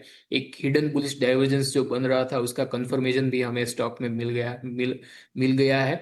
पर स्टॉक अपने 20 डेज एक्सपोनेंशियल मूविंग एवरेज के काफी ऊपर ट्रेड कर रहा है, तो नई पोजीशन के लिए risk to reward ratio favourable नहीं रहेगा। तो इसमें एक बाय ऑन डी स्ट्रेटजी का अप्रोच रखना चाहिए। जिसके पास स्टॉक ऑलरेडी, जिसने खरीदा हुआ है, जिसका लॉन्ग पोजीशन ऑलरेडी है, जो प्रॉफिट में चल रहा है, वो स्टॉक में एक 250 का एक एसएल, ट्रेल एसएल रख के स्टॉक में बने रह सकते हैं। ट्रेलिंग स्टॉप लॉस मेंटेन करके एग्जिस्टिंग पोजीशन को इंटैक्ट रखा जा सकता है। सिटी यूनियन बैंक पर पिछले दिनों कंपनी बैंक के नंबर्स, रिजल्ट्स भी आए थे। रिजल्ट्स के बाद हमने सिटी यूनियन बैंक के मैनेजमेंट से भी उनके फॉरवर्ड लुकिंग प्लान्स को लेकर विस्तार से बातचीत की थी। तब से अब तक स्टॉक में एक मूव हम पॉजिटिव देख रहे हैं। एम्बर एंटरप्राइजेस को फिर से रिविजिट करना चाहिए। बाजार खुलने से पहले एक टेक हमने एक्सपर्ट से लिया था, कुणाल से बात की थी हमने। गौरव, आपका टेक इसे रिविजिट करना चाहेंगे। 1.5 से 2% के गेन 7918 के लेवल्स पर आज नतीजे हैं और नतीजों से ठीक पहले स्टॉक में eight days high momentum based कामकाज नजर आ रहा है। क्या राय होगी? से एक रिवर्सल मूव देख रहा है एंड वेलकम मूव है। बहुत ही अच्छा प्राइस पॉइंट है, जहाँ से रिवर्स कर रहा है। इंडिकेशन है कि रिजल्ट रीजनेबल आने चाहिए, अच्छे रिजल्ट्स आने चाहिए। एक बार 8000 का आंकड़ा और सरपास करता है तो फर्दर कन्विक्शन आएगा। तो ऑल्दो मैं जनरली अवॉइड करता हूँ स्टॉक्स को उनके रिजल्ट वाले दिन पे, बिकॉज वॉलेटाइल और हेवे मूव्स देखने को मिल जाते हैं। कभी कभार लार्जर टिक्स लग जाते हैं जो अननेसेसरली स्टॉप लॉस टेक करके निकल जाते हैं। तो एक बार 8000 सरपास करता है, उसके ऊपर सस्टेन करे तो यस डेफिनेटली यहाँ पे बाइंग पोजीशन बनाई जा सकती है। ये राय अगर एग्जिस्टिंग पोजीशन है बिल्कुल इंटैक्ट रखने की राय इस वक्त हमें आती हुई वेदांता पर एक नजर डालते हैं। अच्छी मजबूती है और पिछले कुछ सेशंस इनफैक्ट लास्ट वीक से ही हम देख रहे हैं slow and eventual up moves Vedanta stock price में नजर आ रहे हैं। ऊपरी स्तरों से थोड़ा सा हल्का हुआ जरूर है इस वक्त, लेकिन गौरव कोई टेक 511 512 के लेवल्स पर एटलीस्ट 0.5% 1% के गेन्स अब भी इंटैक्ट है। हाँ है इसका रिसेंट सफर। अगर पिछले कुछ महीनों की बात करें तो 400 के लेवल से 550 का आंकड़ा इसने छुआ है। लगभग 25% का मूव आ जाता है ये, और अभी भी जिन लेवल्स पे ट्रेड कर रहा है बहुत इंपॉर्टेंट लेवल्स हैं। आई थिंक यहाँ पे चांस लेना चाहिए on the by side itself. छोटा स्टॉप लॉस लगाएं 195 रुपए का और उसको स्टॉक को बाय किया जा सकता है for price targets close to 525 and thereafter 540 odd levels. तो एक फ्रेश ब्रेकआउट आने की संभावना ज्यादा है इस स्टॉक के अंदर। ऑलराइट, तो चलिए यहाँ पर रखेंगे नज़र वेदांता। आज देखिए कई सारे मेटल काउंटर्स जो है वो फोकस में और हिंडाल्को पर भी प्रेशर बरकरार है, पर एथर एनर्जी पर भी फोकस करेंगे क्योंकि देखिए यहाँ पर आज लॉक इन जो है वो उसका पीरियड एंड होता हुआ नज़र आया है। एथर एनर्जी यहाँ पर आप 5 से 6% की आप गिरावट देखेंगे। लिस्टिंग को बहुत ज़्यादा समय नहीं हुआ है, इसीलिए लॉक इन जो है वो यहाँ पर ख़त्म होता हुआ नज़र आया है, पर शानदार नतीजे जो हैं कंपनी लगातार पोस्ट कर रही है। मार्केट शेयर गेन जो है लगातार दिखा रही है, पर स्टॉक में एक ज़बरदस्त रनअप भी हमने देखा है क्योंकि देखिए एथर एनर्जी का परफॉर्मेंस इतना अच्छा था, इसीलिए इससे रिलेटेड एंटिटी हीरो मोटोकॉर्प यहाँ पर भी हमने एक बहुत अच्छा मूव ऑलरेडी देखा है।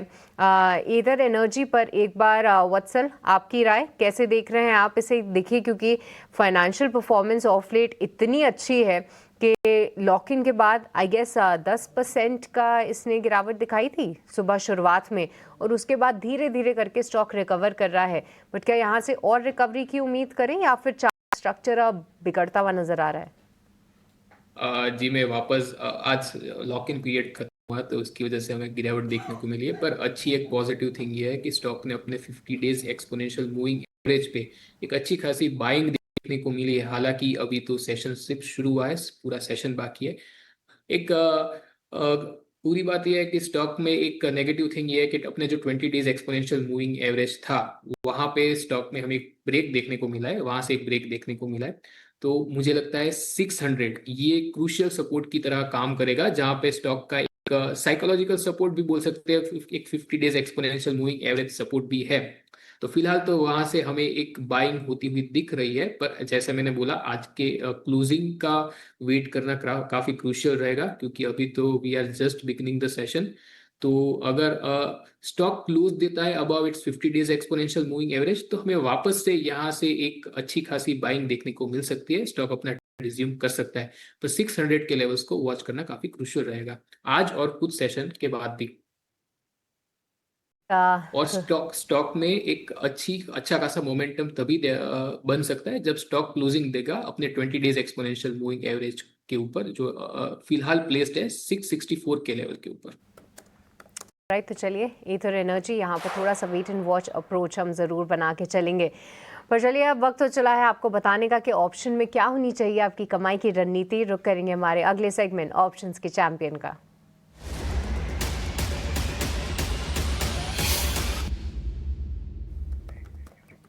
तो आज ऑप्शन की रणनीति बताने के लिए हमारे साथ सेंट्रम ब्रोकिंग के नीलेश जैन जुड़ चुके हैं। नीलेश गुड मॉर्निंग, बताइए क्या होनी चाहिए ऑप्शन सेगमेंट में रणनीति? Good morning to you. देखिए यहाँ पर खरीदारी पर फोकस करके चल रहे हैं। कुछ ऑटो स्पेस के काउंटर्स में काफी अच्छा मोमेंटम हमें देखने को मिल रहा है। तो महिंद्रा एंड महिंद्रा ये पर्टिकुलर काउंटर हमें पसंद आ रहा है। अंडरलाइन में हम यहाँ पे 37 से 3750 तक की अपसाइड एक्सपेक्ट करके चल रहे हैं। इसी यहाँ पे 3650 का कॉल ऑप्शन लेने की सलाह होगी, जो फिलहाल 80 रुपीज पर ट्रेड हो रहा है।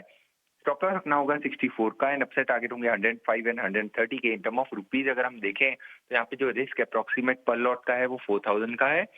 रिवॉर्ड यहाँ पे 9000 के बनते हुए नजर आ सकते हैं। तो ओवरऑल हमें अंडरलाइन में महिंद्रा एंड महिंद्रा के कॉल ऑप्शन में अपसाइड में 105 से 130 तक की अपसाइड देखने को मिल सकती है, इसलिए यहाँ पे कॉल ऑप्शन लेने की सलाह होगी। राइट, तो महिंद्रा एंड महिंद्रा यहाँ पर कॉल ऑप्शन के जरिए भी आप ट्रेड कर सकते हैं। बहुत बहुत शुक्रिया नीलेश आज की ये ऑप्शन की रणनीति बताने के लिए। तो देखिए, कुछ समय पहले हम वत्सल से भी चर्चा कर रहे थे, उनकी भी पिक M&M थी ऑटो स्पेस से, और अब यहाँ पर आकर ऑप्शन के जरिए आपको ट्रेड लेना है तो आप जो है आपकी स्क्रीन पे दिए गए स्टॉप लॉस, टारगेट और कॉल ऑप्शन को ध्यान में ज़रूर रखें। बहुत बहुत शुक्रिया नीलेश आज की रणनीति बताने के लिए। पर हम आपको ये भी बता दें कि 10 में से 9 लोगों को F&O सेगमेंट में नुकसान ही होता है और ऑन एन एवरेज नुकसान जो है लगभग 1 लाख रुपए का होता है। तो इसको ध्यान में रखकर ही ट्रेड लें अगर आप ले रहे हैं तो। चलिए एक बार फिर से मार्केट्स पे रुक करेंगे। हल्की रिकवरी निफ्टी बैंक दिखा रहा है, पर निफ्टी 50 अभी भी हरे निशान में बरकरार है। रिलायंस की मजबूती बढ़कर अब लगभग 2% की हो गई है। पर अब स्वागत करते हैं हमारे एक और खास मेहमान का। हमारे साथ स्टूडियोज में कुणाल बोथरा मौजूद हैं। Kunal, good morning. अभी तक तो ठीक जा रहा है ट्रेडिंग सेशन, आपका क्या व्यू बन रहा है मार्केट्स पे और स्टॉक स्पेसिफिक कहाँ देख रहे हैं आप सेशन? Good morning. मैं तो कहूँगा काफ़ी अच्छा मार्केट है, बिकॉज हालांकि बैंक निफ्टी डाउन 100 है, बट इंडिया विक्स करेक्ट कर रहा है। लार्ज कैप स्टॉक्स में न्यू लीडरशिप आ रहे हैं, Reliance strong, Asian Paints, Britannia. So जब ये न्यू लीडर्स इमर्ज होकर आते हैं, न्यू सेक्टर्स इमर्ज होकर आते हैं, हम कहते हैं कि मार्केट ब्रॉडली एक अपना सपोर्ट फाइंड कर चुका है और यहाँ से जो चाल है वो बेटर होनी चाहिए इंडेक्स की। तो मेरा मानना है कि आई थिंक एक स्ट्रॉन्ग इंडिकेशन है जहाँ पे विक्स भी कूल ऑफ हो रहा है और 25,500 के आसपास हम लगभग आ चुके हैं। तो करीबन 500-550 पॉइंट का रिट्रेसमेंट इंडेक्स ने ऑलरेडी दिखा दिया है। तो मेरा मानना है कि आई थिंक एक स्ट्रॉन्ग इंडिकेशन है कि हम एक नियर टर्म सपोर्ट पर है और यहाँ से जो न्यू सेक्टर्स है वहाँ पे मेरा मानना है कि स्ट्रेंथ काफ़ी अच्छी और बढ़ सकती है। और लार्ज कैप लीडरशिप जो हम बात कर रहे थे कि अगर लार्ज कैप्स पे लीडरशिप नई वेव में आती है तो ये एक new wave of new lease of momentum होता है मार्केट्स के लिए, जहाँ पे हम हायर लेवल्स एक्सपेक्ट कर सकते हैं। तो ब्रॉडली आई थिंक 25,500 का एक नियर टर्म स्ट्रॉन्ग सपोर्ट है और ऐसा लग रहा है कि आई थिंक ये सपोर्ट होल्ड कर लेंगे इंडेक्स पे नियर टर्म पे। ओके, इंडेक्स पर इन सपोर्ट लेवल्स को होल्ड कर लेंगे, ये कन्विक्शन और उम्मीद। रिलायंस का जिक्र यहाँ पर, रिलायंस के स्टॉक प्राइस में 1.5 से 2% के गेंस है। इसके अलावा लार्जर प्लेयर्स में Kunal, Asian paints, M&M, Britannia, SBI जैसे स्टॉक्स हैं जो कि सबसे ज़्यादा कंट्रीब्यूशन दिखा रहे हैं। लेकिन स्टॉक वाइज और ज़्यादा मौके कहाँ बनते हुए देख रहे हैं आप? तो कुछ एक स्टॉक्स पे जो मेरा मानना है कि like OMCs, oil marketing companies, BPCL मेरा मानना है कि बहुत इंटरेस्टिंग स्टॉक बन सकता है नियर टर्म पर। 375 के आसपास ट्रेड कर रहा है तो मैं इस पर बुलिश रहूँगा और 385 के आसपास का एक नियर टर्म टारगेट रख सकते हैं BPCL पर। स्टॉप लॉस 365 का। ऑयल मार्केटिंग कंपनीज ओवरऑल काफ़ी इंटरेस्टिंग स्पेस है तो मेरा मानना है कि मोमेंटम यहाँ पे बरकरार रहेगा। BSU स्टॉक्स में से BHEL एक बहुत ही बढ़िया चार्ट पैटर्न बनता हुआ नजर आ रहा है। 265 के आसपास ट्रेड कर रहा है। लास्ट 3 से 4 दिन में जब मार्केट ने रिट्रेस किया है इस स्टॉक ने अच्छा रेजिलियंस और स्ट्रेंथ दिखाया है। तो 277 के लिए मैं बाय सजेस्ट करूंगा BHEL पर। Stop loss 260। ओके, BHEL 277 के टारगेट्स को मद्देनजर रखते हुए 260 का स्टॉप लॉस मेंटेन करना है। Thanks for that update. On that note एक छोटे से ब्रेक लिए हम रुक रहे हैं। ब्रेक के उस पार 10 का बाजार लेकर वापस लौटेंगे, आप बने रहें।